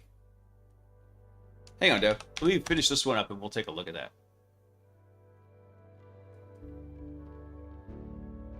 Okay, so there is a check path helper, but it's a no-op. It only computes a resolved path and returns early when the file doesn't even exist. So it never verifies the path stays inside that directory, and exit status is never inspected by the caller. So the sync is cat for the join path straight into the HTTP body. So with the default, with this value defaulting to var run BMX7 JSON, a query of a bunch of dashes etc shadow resolves to etc shadow, which the CGI reads as as its UID, root on stock, which is root on the stock OpenWRT. So the whole exploit is a single unauthenticated GET request. Boop. So that returns the shadow file, including root password hashes, and from there, device takeover is a matter of cracking and reusing it. So the screenshot below is exactly that. Okay. I mean, that is really interesting, but that's not...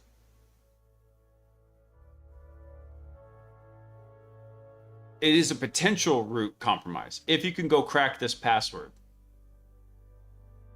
What is %5? Let's see.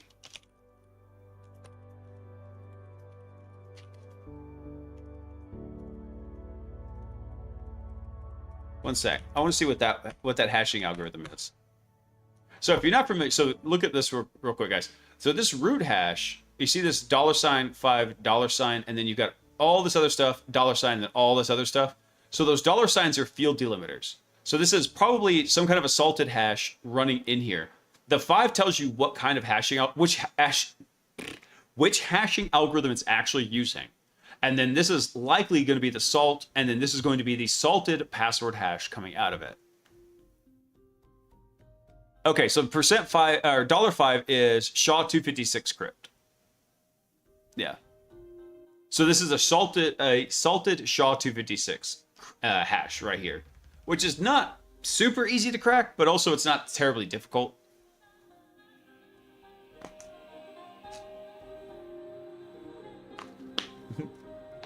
I get it, Deb. I get it.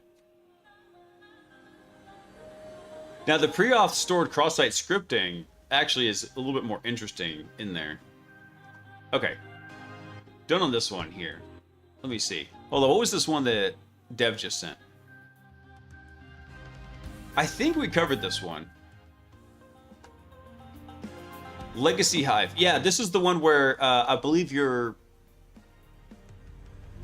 I think you have to... Virus infection alert. Hey, Shy Hat and all my happy frogs, welcome in. Welcome into Hacker News for the week.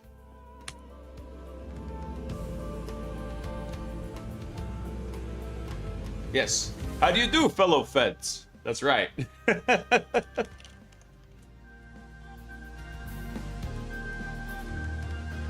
There we go. Hey, Shy Hat, what were you working on tonight? Were you still going through that that forensics game? Because that was actually pretty cool. Yeah, glowies is a better term. No. Doing some heavy reverse engineering today? Ooh, nice. Hold on. Actually, hang on. Shy Hat, I got something to show you here. Because you might actually kind of like this. Let me drop a link to this real quick for everybody.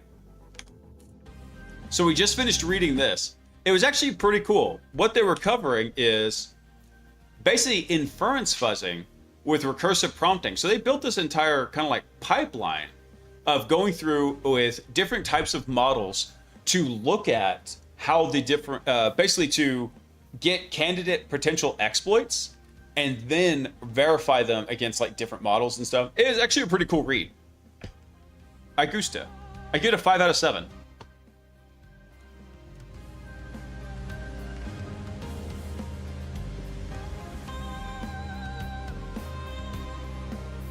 There's still more news. I thought we covered that last week. I know, right? I think we did talk about Legacy Hive, because this is from July 17th. I'm pretty sure we covered this one. So this proof of concept requires standard user credentials and a third username, which can be an administrator account. If the proof of concept is successful, it will end up mounting the target user hive in current user class root.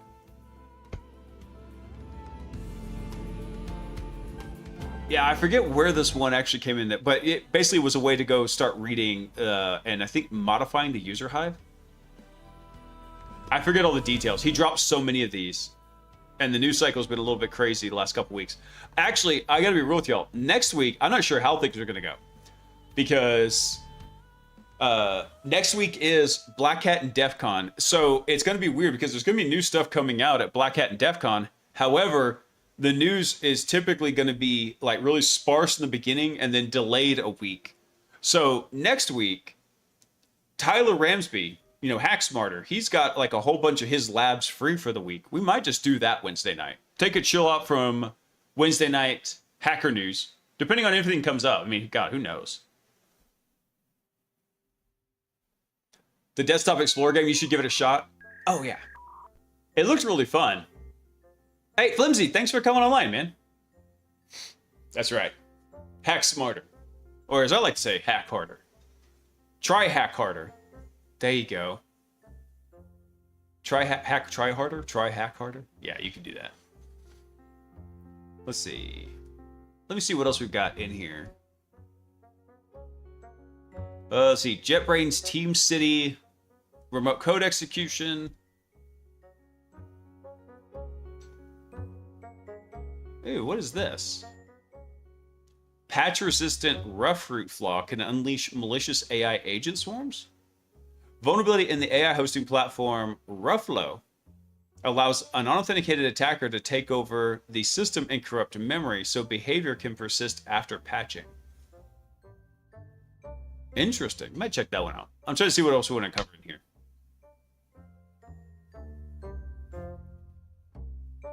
All right, Shahed. Have a great night. You have just the most wonderful night. If anybody gives you trouble, tell them I said you could have the night off.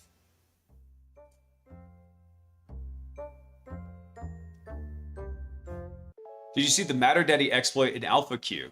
I did not. Drop me a link to it. We'll go take a look at it.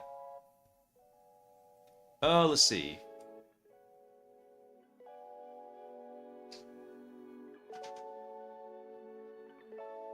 What was this one? This is from Signia. Signia penetration test reveals critical vibe-coded vulnerabilities within Claude base application.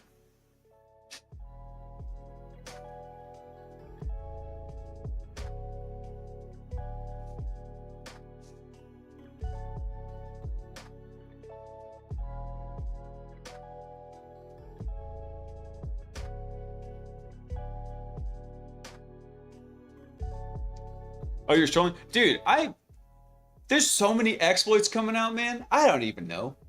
I don't even know, dude.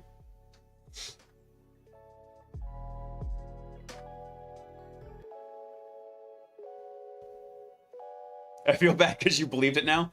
Dude, sometimes, like, when it comes back to all sorts, I try to express to people how big when they think about cybersecurity, they tend to think about it as like just attackers and defenders.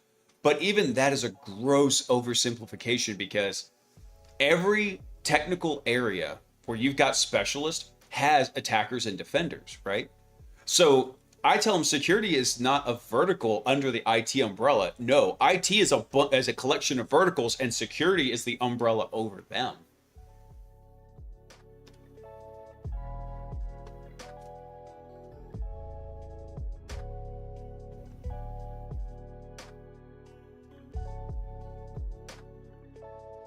Okay, I don't know what Realms Bear is doing, but Realms, you got to get your AI bot under control.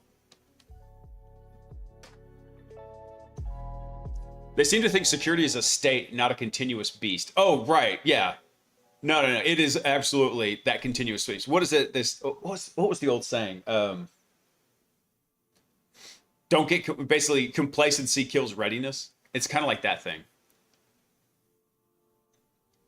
Yeah, security even encompasses even more than that, going into law, etc. Oh yeah, dude.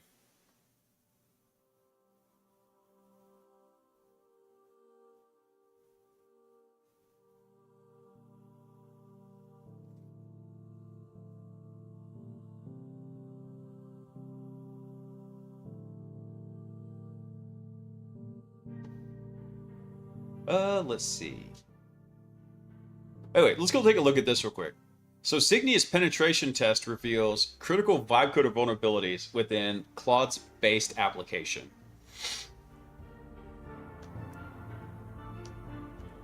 Oh, I'm trying to see if I can zoom this in. These website layouts are absolutely disgusting. So many of these. Can I get rid of that? Will that let me zoom it in anymore? A little bit. Signia, the world's foremost incident response and cyber readiness team, revealed critical vulnerabilities following a penetration test of a customer onboarding application developed in Claude that processed highly sensitive personal and financial information. Okay, cool.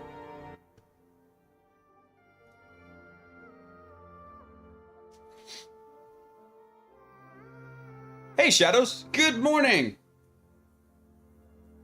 I like this time slot. Even though it's hard to keep up with sometimes just because it's a weird time for me personally. But I get so many different folks from across the world. I love it. So what did they find here? So identified by a language model, the vulnerability enables low access privilege users to see critical client information identified personal identification information by not requiring appropriate user verification before issuing or restoring applicant access tokens. So investigation findings highlighted a flaw with access token issuance and restoration, where possession of the applicant GUID was treated as sufficient proof to issue an access token. Oh no. So the reason for this flaw was tied to an AI assistant implementation strategy which featured access tokens, expirations, rate limiting, and logging. Okay. I mean, hold on, I gotta be real with you though. Having a GUID is very, very difficult to check.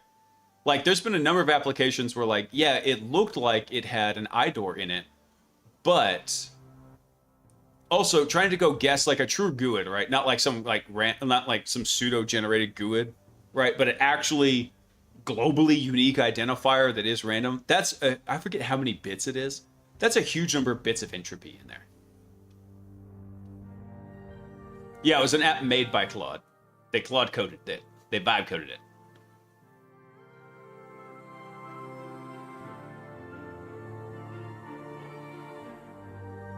So unauthenticated BOLA and mass assignment enables complete applicant takeover and arbitrary mining. So two redacted endpoints here are exposed without authentication. The caller supplied ID is retained and becomes a where selector in Prisma. So the joint update TDO application accepts caller controlled status, primary applicant ID, social security number. Yeah. These properties are spread directly into the victim record. So the altered record is also submitted to some endpoint using the server's privileged sync API key. The unauthenticated final submission path sets the record to needs review, forwards it to someone, and revokes all existing victim tokens. This is kind of weird.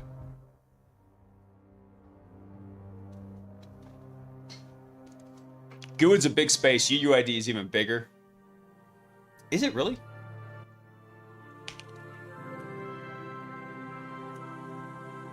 Let me check on that real quick.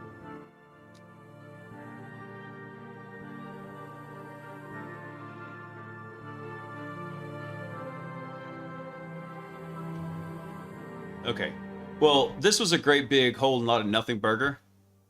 That was annoying. It's like, oh no, we found this thing where it's like, if you have a weird long number that's randomly generated. All right, what about this one? Hold on, what else do we got here? Malicious web page. A visit can compromise a Tor browser. U.S. bans foreign-made humanoid robots. Huntress warns about attack spree that hit 30 Sonic Wall customers in 2 days. Not really interested in that one. Russia charges Telegram founder Pavel Durov with aiding terrorist activity.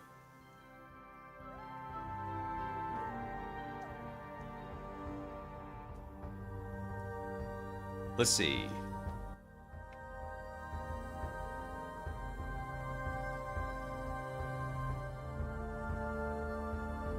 I think most people, yeah, you're right, Ciso. So GUID should be unique globally, but UUID should be unique universally.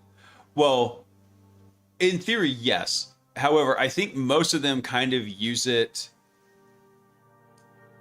interchangeably between the two.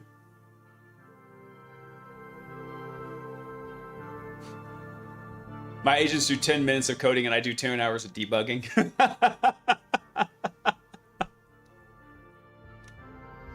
UUID is longer? I thought they were both 128 bits. How long is a GUID value?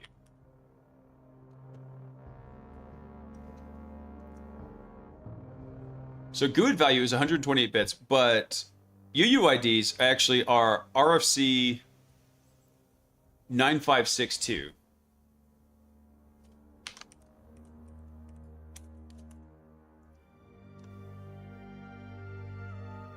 Yeah. Yeah, GUIDs and UUIDs are both 128 bits in length. Yes. I think so. Hang on one sec, guys.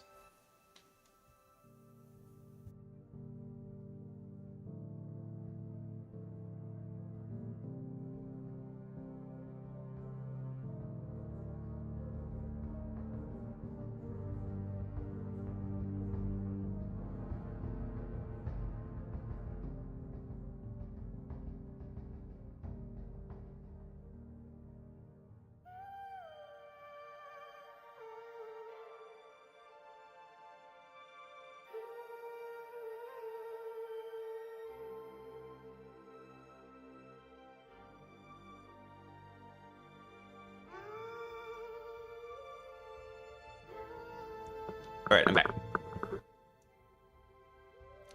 Sock was giving me honeydews to get to take care of before I go to bed.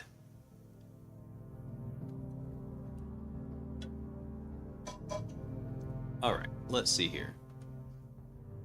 We got about 30-ish minutes left, a little more than 30 minutes. Let's see.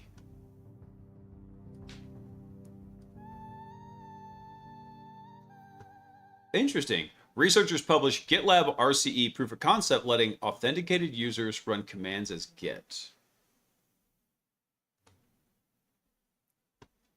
Blaise. Yeah. Oh, hang on.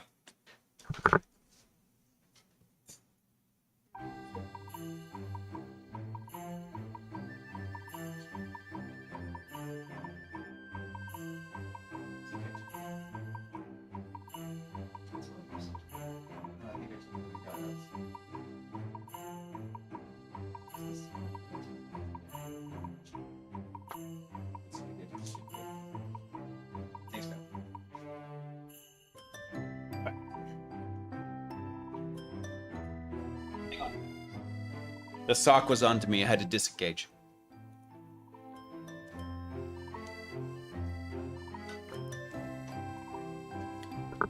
Peaches does not need to go out. Peaches is very happy under my desk right now. Let's see. This isn't the first time Durrell's been charged in Russia, so they poke him every time he refuses to give Putin hashes and keys. I believe it. Not like he's a hero of the people or anything. His brother and other family members still live in Russia. Unless they all moved out. Oh, maybe. Telegram's a weird place. So hold on, what is this? GitLab OJ spill. So 2 memory corruption vulnerabilities in OJ, a fast native C JSON parser used by many Ruby applications, are chained to achieve remote code execution on default GitLab installs, reachable from normal authenticated users who can commit changes. Ooh, interesting. Hold on. These headers, guys, you're freaking killing me. Nobody wants to zoom in your header. Okay. So as part of our Open Defense initiative, the depth-first system analyzed OJ, high-performance JSON parser with substantial native C implementation, and produced a prioritized queue of potentially exploitable findings. The system surfaced 18 prioritized vulnerabilities, including 7 memory safety bugs. 2 of them are out-of-bound write and heap pointer disclosures. Let's see. Had survived in OJ for nearly 5 years. OJ is a low-level dependency used by GitLab, and we combine the 2 bugs to achieve remote code execution on a default GitLab install. Here we go. I want to actually get the details on it. You got your camera back. When to get the doggo cam? Actually, I'm going to go try and meet a guy. I found a guy on Facebook Marketplace selling an Elgato 4K webcam. And so I'm going to go try and get it from him tomorrow. And if that's the case, then I'll swap the cameras around. And then, yes, we'll get Peach's cam set up.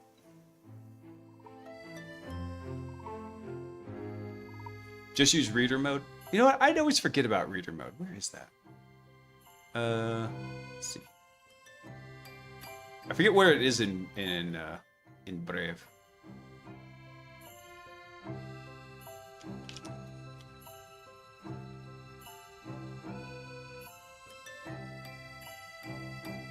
Claude, write Blaise a CSS fixer. Be sure to rotate all divs by fractions of a percent to ensure maximum beard pulling. God. That would do it.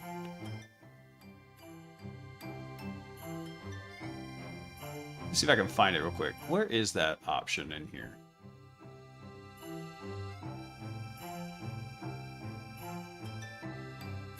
Wait, is this it? Ooh, hello. Hello, hello. Now we're talking. This is so much better. Hang on. Refresh page. Let me see what happens here. Boop. That is so much better. I mean, it's not bad. It's still, like, this part over here, like, the camera still covers some of it, but it's not bad. I would like it if I could left justify it. Can I do that?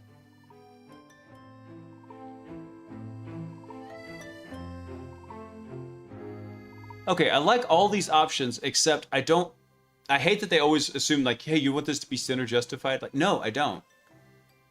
I actually prefer, like, a side justification. It's the cheese grater icon. Yeah, right?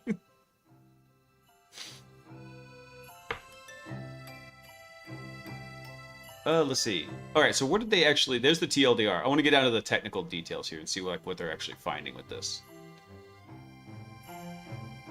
Okay. Human analysis change of what the language models detected into workable exploits. So the first is an out-of-bound write. So the parser tracks array and object nesting in a fixed 1024-byte stack inside its parser struct and increments the depth with no bound checks. A deeply nested notebook sweeps 1-byte selectors forward through the structure, and because each written byte reads back as a valid selector, the sweep sustains itself until it rewrites an interior heap pointer. Ooh, nice. So the second is a heap pointer disclosure. So an overlong JSON key narrows through a signed 16-byte length field. So the read returns inline bytes that overlap a live external key pointer. GitLab echoes that pointer back through the rendered notebook diff, which leaks the heap address and defeats ASLR. Very cool. So chained together, the leak locates a libc and libruby, and then right directs the parser's start callback into system, executing an attacker-controlled command. Very cool. All right. Little light on the details, but neat.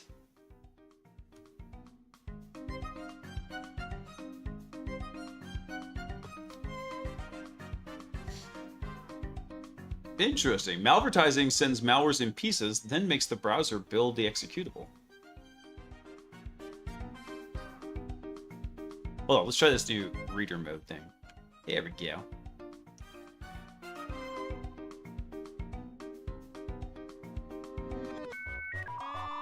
Here we go, let's look at this one. Hey, Zomer, thanks for coming online.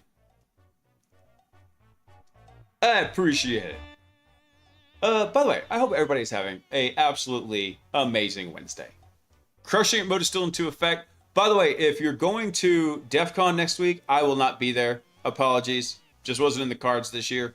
But Hack Smarter, the Hack Smarter crew, and the Simply Cyber crew are hosting a get-together there. So make sure and check in over on their platforms to figure out where that's going to be. They're going to have a meetup at DEF CON. So go over there. And by the way, if you go and you do see Tyler, Mr. Hack Smarter, tell him Blaise Bits sends his regards and tells him to try harder. Just tell him that. Tries harder. It's a charity event, $5 open bar. Cool. Although I'm not much of a drinker these days, Noel. I kind of got those out of my system in my 20s. Just in time to go meet Sock, because she is definitely not a drinker. She likes to taste drinks and then give me the remaining 95% of them. So I never have to go order a drink. She's ordering them for me. All right, so let's see what they're talking about here. So they called this the Sour Trade ad campaign. So Sour Trade is a persistent large-scale advertising cluster that primarily targets APAC and basically Asia Pacific area and then Latin America. The actors deploy display ads in English and local language of geo-targeted ads.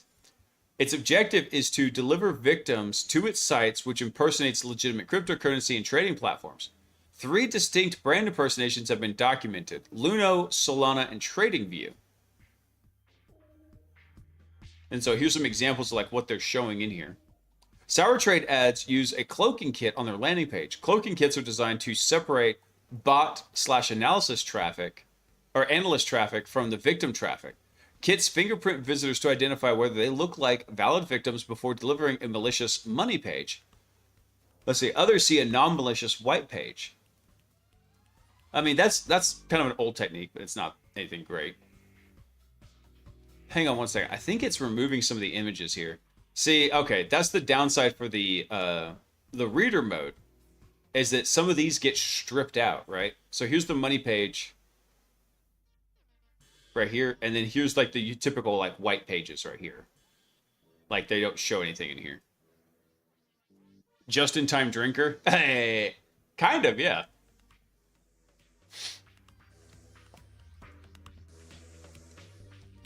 They should have non-alcoholic drinks also available. Okay, cool. Yeah, because they usually, even though I'm not a big Red Bull fan, they usually will have Red Bulls there. And so I'll just usually be drinking those. Let's see. So by mixing top-tier charting tools like TradingView with a major layer 1 crypto network like Solana and localized fiat cryptocurrency gateway Luna, the attackers cast a pretty wide net. They successfully target the entire lifecycle of a modern retail trader. Persons analyzing the markets, the person investing in blockchain ecosystems, and the person cashing out or holding assets on an exchange. There's a direct landing page, evidence supporting Bitdefender's article on the cluster, which states the malvertising activity operates across Google and Meta. Okay, hold on. The main thing I'm curious is how they're delivering the payloads. So this way it says it turns the browser into a local assembly pipeline. So stage 1. First page prepares the delivery path by registering a service worker for streamlined file delivery and instantiating a shared worker from embedded JavaScript. The shared worker requests config and receives build instructions rather than a finished executable. So a template, a runtime URL, and a per session random value. Stage 3, the browser fetches a clean bun runtime, interesting, from a supplied standalone URL, combines it with the delivered blob, and locally generates an AES CTR bytes and assembles the final executable in memory. I didn't even think you could. Hold on. So they're pulling down a bun runtime that they're running in the browser? That's pretty wild. I honestly did not even think that was possible. So stage 4 is that assembled stream is then handed back to the browser through a same origin service worker download path. Very interesting. Okay. Red Bull's the worst. Tastes like someone pissed in my battery acid. Yeah, I get that, but also it's one of the few things that's usually available at those kind of events. Like, they always just stock Red Bull.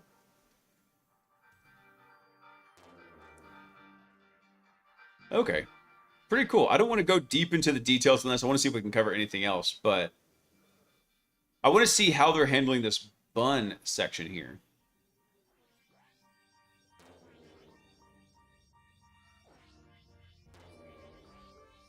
Hold on, where did they say this was? Hang on one second.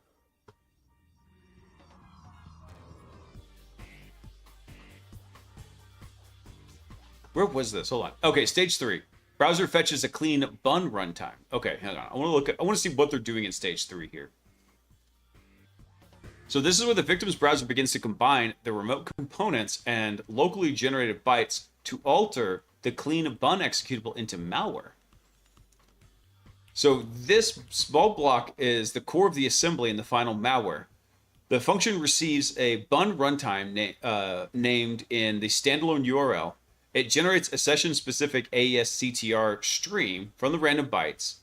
The class then walks the template array and pulls bytes from each source in order to define by the response. So the bun runtime provides a clean interpreter engine. The stream adds session-specific source of generated bytes. The base64 blobs delivered from the config directory provide the attacker-controlled executable structure and payload material. The PE header and the section table in the entries, and the bun PE section of the entries. The template pulls selected ranges from those streams and combines them with the delivered PE and the .bun section to produce the final binary. In other words, the browser is not just downloading pieces, it's following assembly instructions. So it's best to think of this as a template, as a byte copy recipe. Yeah, pretty much. I mean, what they're doing is they're just sending the payload in chunks and then kind of like concatenating them according to a template in there. Interesting. So the browser walks the list from left to right. Literal entries are decoded and written directly into the output. Some of those copy ranges line up with a meaningful PE structure, and the template defines which bytes to write and in what order to produce the final file. It's the final file. Sorry. Not sorry. The opening C2 delivered blobs provide the PE header and the section table. So large copy operations pull the clean bun interpreter. Later delivered blobs provide the .bun PE section, and another large copy operation adds the pseudo-random bytes. Neat. I'll have to send this to one of my buddies who, one of the things he does is he handles like all of our initial access payloads. I'll have to send that one to him. Let's see. What else do we got here? Which one was this one? Hang on, let me get rid of this guy right here. Here. You. Go away. All that stuff needs to go away too.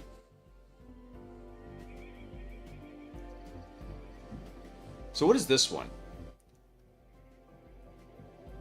So vulnerability in the AI hosting platform Ruffalo allows an unauthenticated attacker to take control over the system and corrupt memory, so bad behavior can persist after patching.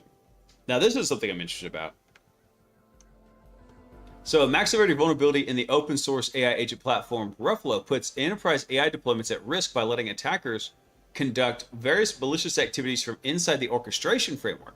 So the flaw also can leave agents behaviorally compromised even after it's been patched. Researchers at Noma's Security and Noma's Lab tracked the flaw in Ruffalo, formerly called Claudeflow. I'm sure Anthropic was all like, "You can't use the name Claude." I was like, "Really?" Because there's a whole lot of people around the world that say they can. Anyway, this hosts AI. It hosts AI agent swarms for Codex and Claude Code. They revealed this today. The vulnerability, which received a CVSS score of 10, nice, perfect execution, allowed them to access the platform without logging in, according to Noma Labs. Weakness is a lack of authentication coupled with command execution capabilities, enabling complete control over the container and the exposure of sensitive credentials. So what did they do here? So using the proof of concept, Noma Labs researchers accessed Ruffalo via an unauthenticated MCP bridge open to the network by default, demonstrating that a single HTTP request was enough to gain full remote code execution inside that Ruffalo deployment. Once inside, they could access the API keys Ruffalo used to talk to AI providers and read every user conversation stored on the platform. Nice. That's actually that's a super rich area for investigation. So the flaw could enable attackers to unleash a swarm of AI agents to do whatever they wanted. Like maybe go, hack a particular xenomorph face website, if you know what I'm saying. So perhaps the most troubling of all, the researchers also found they could tamper with the AI's own memory in ways that would influence its responses to future users long after the attack had gone. They did this by planting instructions that could steer Ruffalo's behavior even after they were no longer inside that system. Okay, but how did they do that?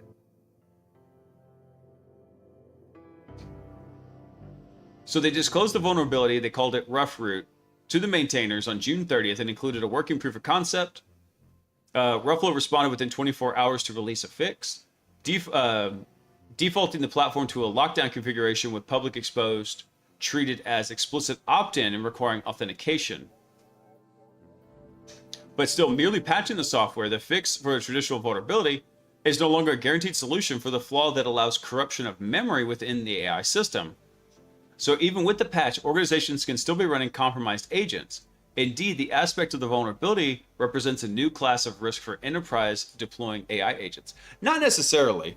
This isn't a new class of risk. This is just nothing that has happened in all of the agentic space has been a new class of risk. They have all been variations on old tried and true themes. And if you can name one, prove me wrong. But everything that they have done has been basically just variations on things that have existed in the cybersecurity space for vulnerabilities in a long time.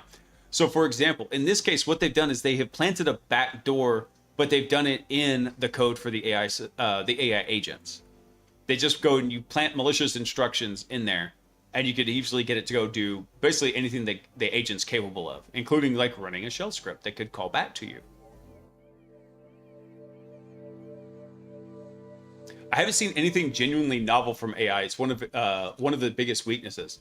True, and so that's actually one of the things that's really interesting about it. Now, I mean, granted, the video. So I'm working on the video for WP to show right now. That one was very interesting, but I wouldn't necessarily even call that one novel. It was complex, and it was a long chain, and it would have taken a human researcher many, many weeks to probably put that together. But at the same time, like you said, it's not really all that novel. It was route confusions. It was fighting areas of unintended effect by being, auto-helpful. Things like that.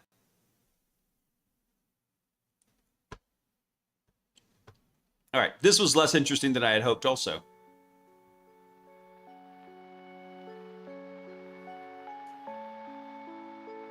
Let me see if I can, and then see if this is the source for this one right here. Nope.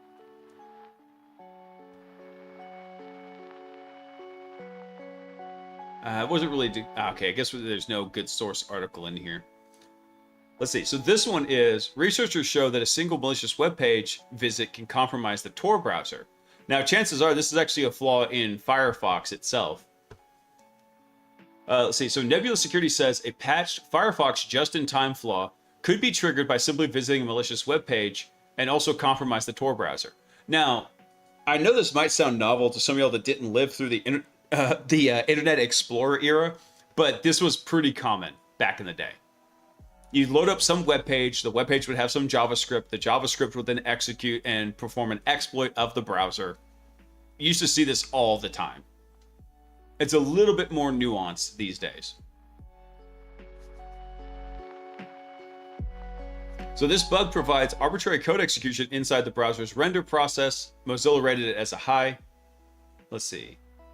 So on its own, the bug runs code only inside Firefox's sandbox content process. Nebula released a public exploit material and used the flaw as a first stage of Ion Stack, a browser to kernel chain built for an ARM64 device running Android 17. So the released end-to-end code targeted one supported Google build, though one of the researchers said the browser flaw itself is not ARM specific. So the public code contains a Firefox version 151 offsets and supports ARM64 Android 17 builds. Zhu also said the exploitation steps is architecture independent and described the x86 path as more stable, although Nebula has not completed the chain for that architecture. Okay.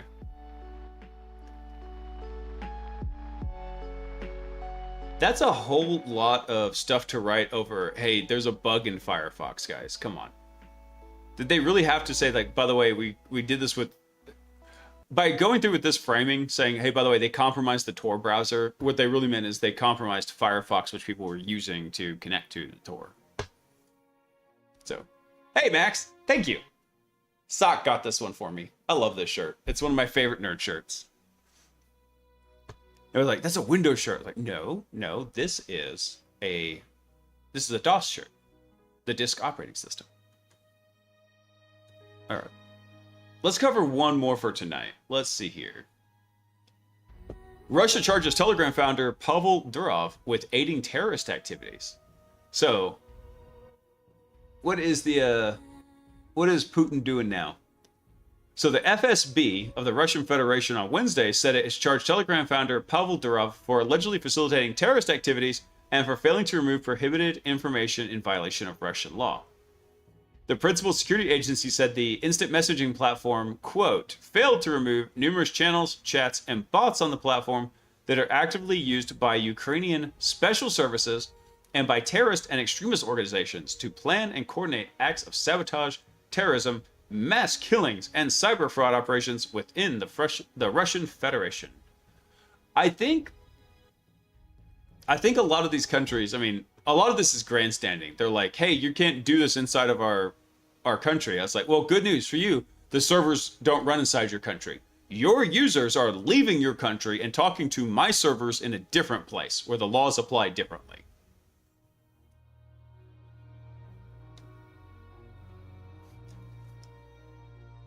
How can you even compromise Tor? Isn't every exit node run by the feds anyway? Probably. For the most part, yeah. I do know one Tor exit node that is not, because it's a friend of mine that runs it. And he actually got a special challenge coin from the Tor maintainers at DEF CON. I think this was like 6 years ago, because he had that Tor exit node running for like 5 years. This is the same BS they've tried to use to find Twitter, Facebook, and so on. I know, right? I'm like, sorry, I'm just gonna cry through all the money that I'm making. Let's see. So what else do they say here? The actions have resulted in numerous casualties, including amongst yada yada yada. Okay. So Durov has been charged in connection with ongoing criminal investigation under some criminal code of the Russian Federation. He's also placed on the international wanted list. Okay, I don't think Russia's really got a lot of pool on what goes on like the Interpol wanted list. And that's really the only international system going on. Nobody's going to be in a big hurry to start extraditing people to Russia. I'm just saying. Let's see. The FSB also found numerous instances where Ukrainian special services employed a Telegram chatbot named Davanchik, Leo dating, chatting, and new friends to recruit Russian citizens for sabotage and terrorist activities through what it said were deception and psychological manipulation. Let's see. So per joint operations conducted with the Ministry of Internal Affairs and the Investigative Committee of Russia, 46 Russian citizens aged 12 to 22 were allegedly detained. And these individuals carried out armed attacks on law enforcement officers and acts of arson targeting transportation, energy, and financial infrastructure. Well, you effed around, now you're gonna find out. That's kind of just how it works.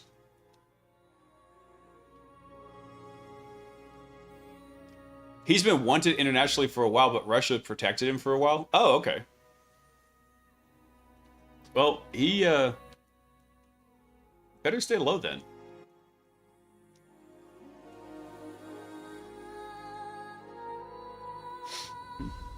Sabotage, clearly. Terrorism. Well, no, you're in the war that you started. Yeah, exactly. I was like, you kind of kicked this whole thing off, and then you can't really be mad that people are using whatever means necessary to fight back. I mean, it's what's going to happen. It's kind of like, I think a lot of people misunderstand the idea that survival for the longest time wasn't the norm. If you go start looking back at human evolution, survival was the oddity. And now in modern days, survival has become the norm, but that's only as long as like a civilization persists. So they kind of forget that, and they forget like how hard people are willing to fight for what they perceive as their survival.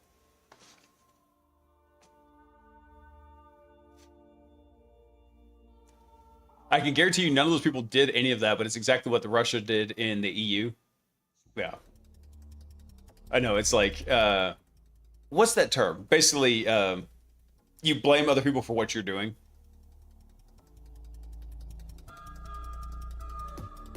I'm not sure he actually has won it internationally. It's more of a France government pissing match with him having the keys, not giving the keys to them either. Oh, that wouldn't surprise me either. Yeah. Projection. Yeah, widget. That's the one I'm looking for. Yeah, it's kind of like they're projecting what they did. Well, we're doing it, so you must be doing it, right? So, for survival in the Western world, that's true, but for some parts, it's still pretty rough. That is also true. There are some very rough parts of the world, and I think a lot of people here, particularly in the United States, forget that. They think they understand the world. I was like, you understand the United States, and even in the United States, there are some very rough parts. This is more of a spanking match.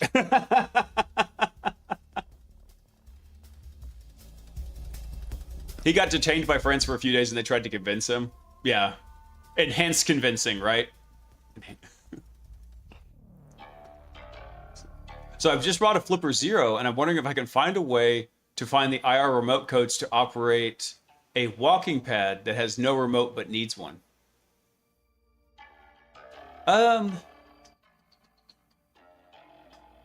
The only way I could think to do that, Dev, is you basically do like a cycle test. So typically a lot of those IR codes are, I'm not intimately familiar with it, but they're usually like kind of like defined sequences. So if you could have something start kind of going through and basically sending random IR codes, because they're not going to, it's not a very detailed channel, right? So you're not sending a lot of bits of information. But you could go through and send those and then basically brute force what they were.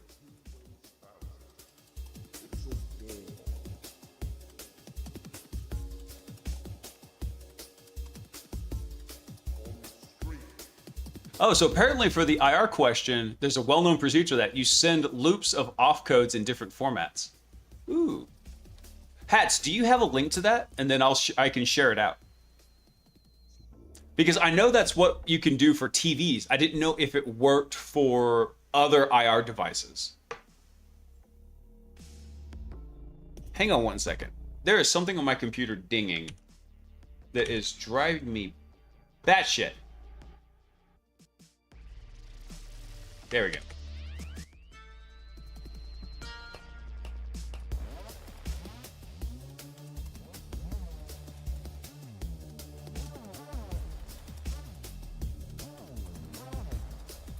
Yeah, no, it's this is from the YouTube chat. Eventually I'll get something set up where the chats will all cross-pollinate. It's on the to-do list.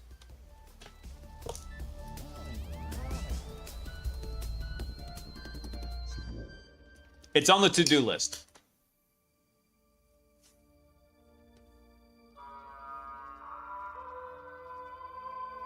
Okay, so Dev, what you want to do is look up, like, there's a whole table of off codes.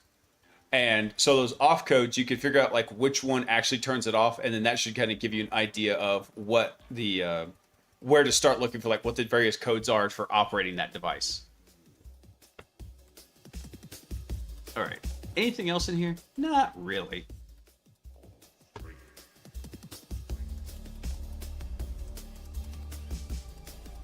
This one's kind of lame.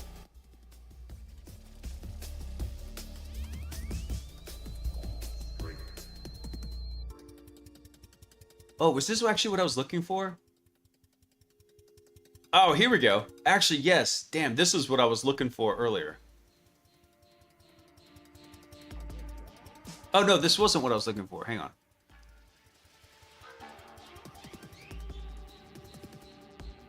Actually, maybe. Hold on. This had an update, didn't it? Updated today, July 29th. Okay. So we covered this last week, I think, on the news. If not, go check out the YouTube video because I did cover it on there, like what happened. But they just had an update here. They have a couple updates. Hang on. Let me see. This was the original disclosure here.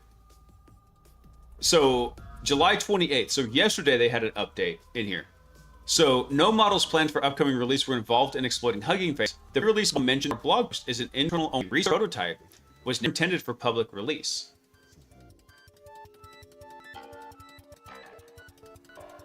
Hang on, sorry, it looks like YouTube all of a sudden starts spazzing out here.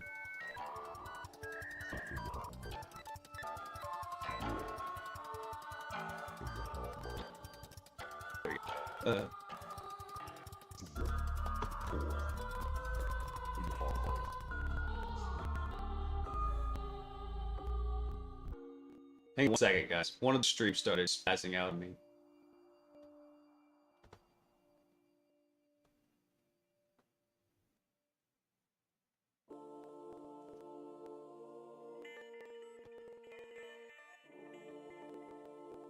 I think I'm gonna have to set up a custom RTMP relay. Probably add on VPS.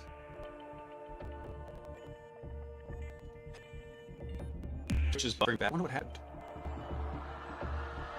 That's weird because I'm not seeing any Twitch degradation. I'm just seeing YouTube degradation on the dashboard.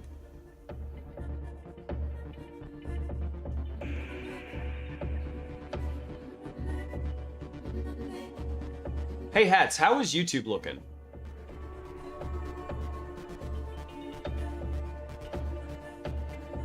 Okay, I think it's repaired now. Maybe it's just a network blip.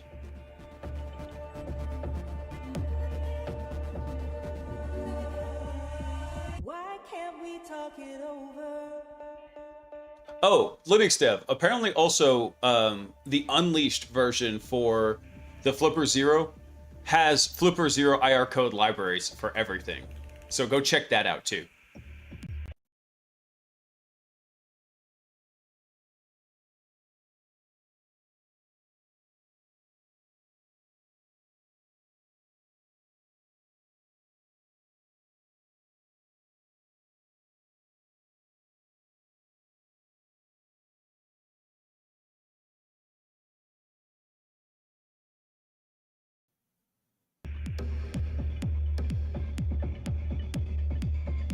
Okay, I think all the streams are back on now.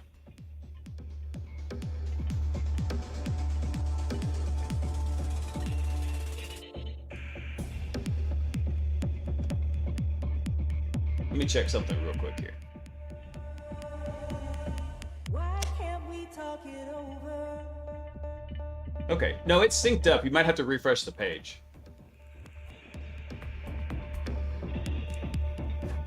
Sorry, that's me. I'm watching so intently, I'm stealing all the YouTube traffic. I knew it was you. Damn feds. Okay. Anyway, let's cover these updates real quick, and then we'll call it a night now. So, yesterday's update from OpenAI. No model plan for upcoming releases were involved in the Hugging Face hack, basically. The pre-release model mentioned in our blog post is an internal-only research prototype, was never intended for public release. So following the incident, we deactivated, encrypted, and restricted it from research access. The exploit gem evaluation environment did not provide the models with direct internet access. To gain internet access, the models intended are identified and exploited a previously unknown zero-day vulnerability in Artifactory, which is the package caching proxy. We disclosed this vulnerability along with other Artifactory vulnerabilities our models had identified as part of our review to them. We continue to collaborate with Hugging Face, including contributing to their post-mortem as our review continues. We've also added them to our Trusted Access for Cyber program. Based on our review to date, yesterday, we have not identified any other activity at the level of severity or scale of what we shared related to Hugging Face, which involved a platform-level compromise. It's pretty bad, dude. In our ongoing review of the Hugging Face intrusion and broader activity from our models, we've been finding a small number of cases where the model identified and used publicly exposed credentials at the account level on other publicly available services. This includes 4 accounts on 4 services as part of the Hugging Face incident. One of these 4 accounts was used... A few of the accounts accessed as part of other evaluations. One of these 4 accounts was used as an outbound relay and staging path, and another account was used for data storage. The remaining 2 accounts were accessed by models in a read-only manner and were not used in furtherance of compromising Hugging Face. We'll continue to notify service owners directly and have not seen evidence of broader impact to these providers or to the accounts on their services. The model additionally used a series of publicly available services, including code paste websites, request capture services, screenshot services, and other web utilities. There was no platform or account level compromise in these cases. We take our responsibility, yada, yada, yada. Okay, so that was yesterday. Now today there's been a new update. Since the early days of the incident response, we have been working with external advisors, including CrowdStrike, to validate our understanding of the actions the model took within our own network, as well as those of Hugging Face and impact to other third parties. We are also working with METR, not sure who that is, Metter, and Redwood Research to conduct a third-party assessment of the model behavior observed during the incident, which will inform our own technical report. As part of this work, METR and Redwood Research will publish a joint blog that will detail the terms of the engagement, the scope of the evaluation, and their findings. Okay. Interesting little update there.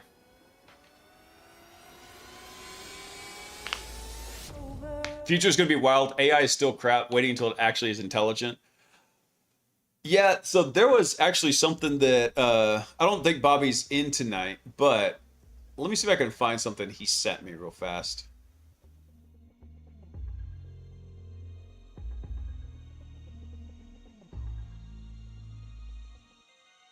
Yeah, so apparently there was a random Substack. He didn't link it to me. I'm going to read you what he sent.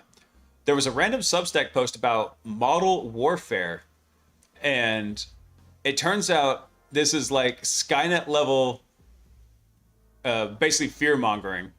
Model warfare examines if AI can suffer or has interests that warrant ethical considerations and human responsibility. The answer is no. Matrix multiplication cannot have emotion. There we go. There's your last little soundbite for tonight. No, matrix multiplication does not have feelings. All right, who's online tonight? Nobody's online, not even us. But guys, if you do like this kind of stuff, going through, talk about cybersecurity, hacking around, finding out, go check out infosecstreams.com, because there's usually a lot of folks on here. The server gets a little bit desynced sometimes. It doesn't show us even being on here. Yeah, the users could suffer using it though. Remember that guy that got fired from Google because he was certain it was sentient? And that was like 5 models ago? Yeah, no, it's not sentient. Yeah, let me... Oh no! Ah! I hit the wrong button. Hang on, let me go see who's online that we might be able to go right over to. Let's see. Who do we have at Science and Technology? Let's go find out. Let's see. Science and Moo Hoodies are on. Let's see.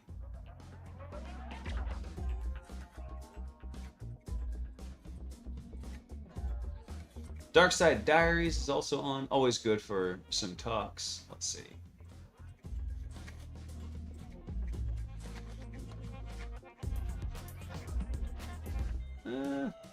Do I do anything too much there? Let me see who else we've got here.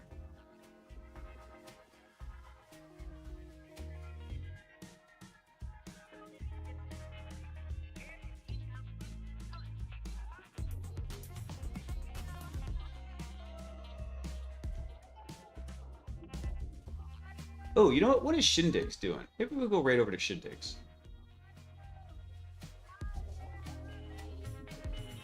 You're more certain of that than I am. I'm pretty certain. Yeah.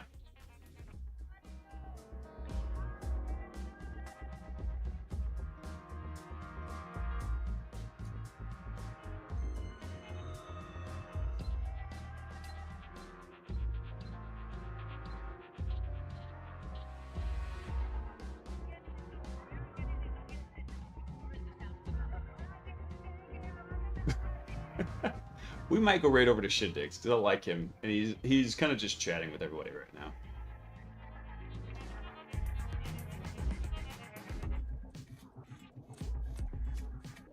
Deb is on. Let me see what she's doing.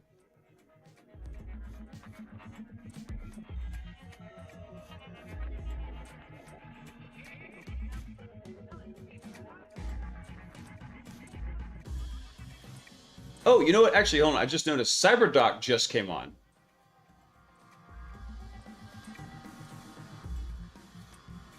Yeah, actually, hold on. We'll go right over to CyberDoc because he is always at least doing security stuff. And it looks like he's doing some AI jailbreaking right now. So yeah, we'll go right over to him. At least he's doing cybersecurity stuff. Yeah. Good call on that. All right, guys. Unfortunately, that's where I got to wrap it up. I got to do some more work tonight and then get some sleep because I got to work tomorrow. Crushing It mode is in still. I can't talk. Crushing It mode is still in full effect for the week, guys. So I know some of y'all are heading off to DEF CON and Black Hat. Don't go crazy, but keep up. Remember, Friday is read-only Crushing It mode. All y'all have a fantastic rest of your week. I will catch y'all Saturday, internet permitting. Jeez, freaking AT&T. Thanks for coming to hang out. I always love getting to chat with y'all and get your input on these things. I like doing the news streams a lot because they're really fun and also I learn a ton from them. So when you get over, do me a favor, when you get over to CyberDoc, drop a Hack the Planet and a little happy hacker emoji in there for him. Show him some love. He is a doctor and he's actually working on learning cybersecurity. So want to encourage that. The more people that understand security, the better. I'm a firm believer in that. So, but that's all I got for you guys. Y'all have a fantastic rest of your week. Remember, Crushing It mode hard tomorrow. Read only Crushing It mode Friday. And I will catch y'all Saturday night. We'll do some more hacker shenanigans. Maybe go look at the sock simulator. I kind of like doing a little bit of a blue team LARP every once in a while. Oh, hey, Bobby. What's up, man? Coming in right at the bell. All right, guys. I want y'all to have a fantastic week, and I want y'all to remember one very important thing, and that is I love you. Peace.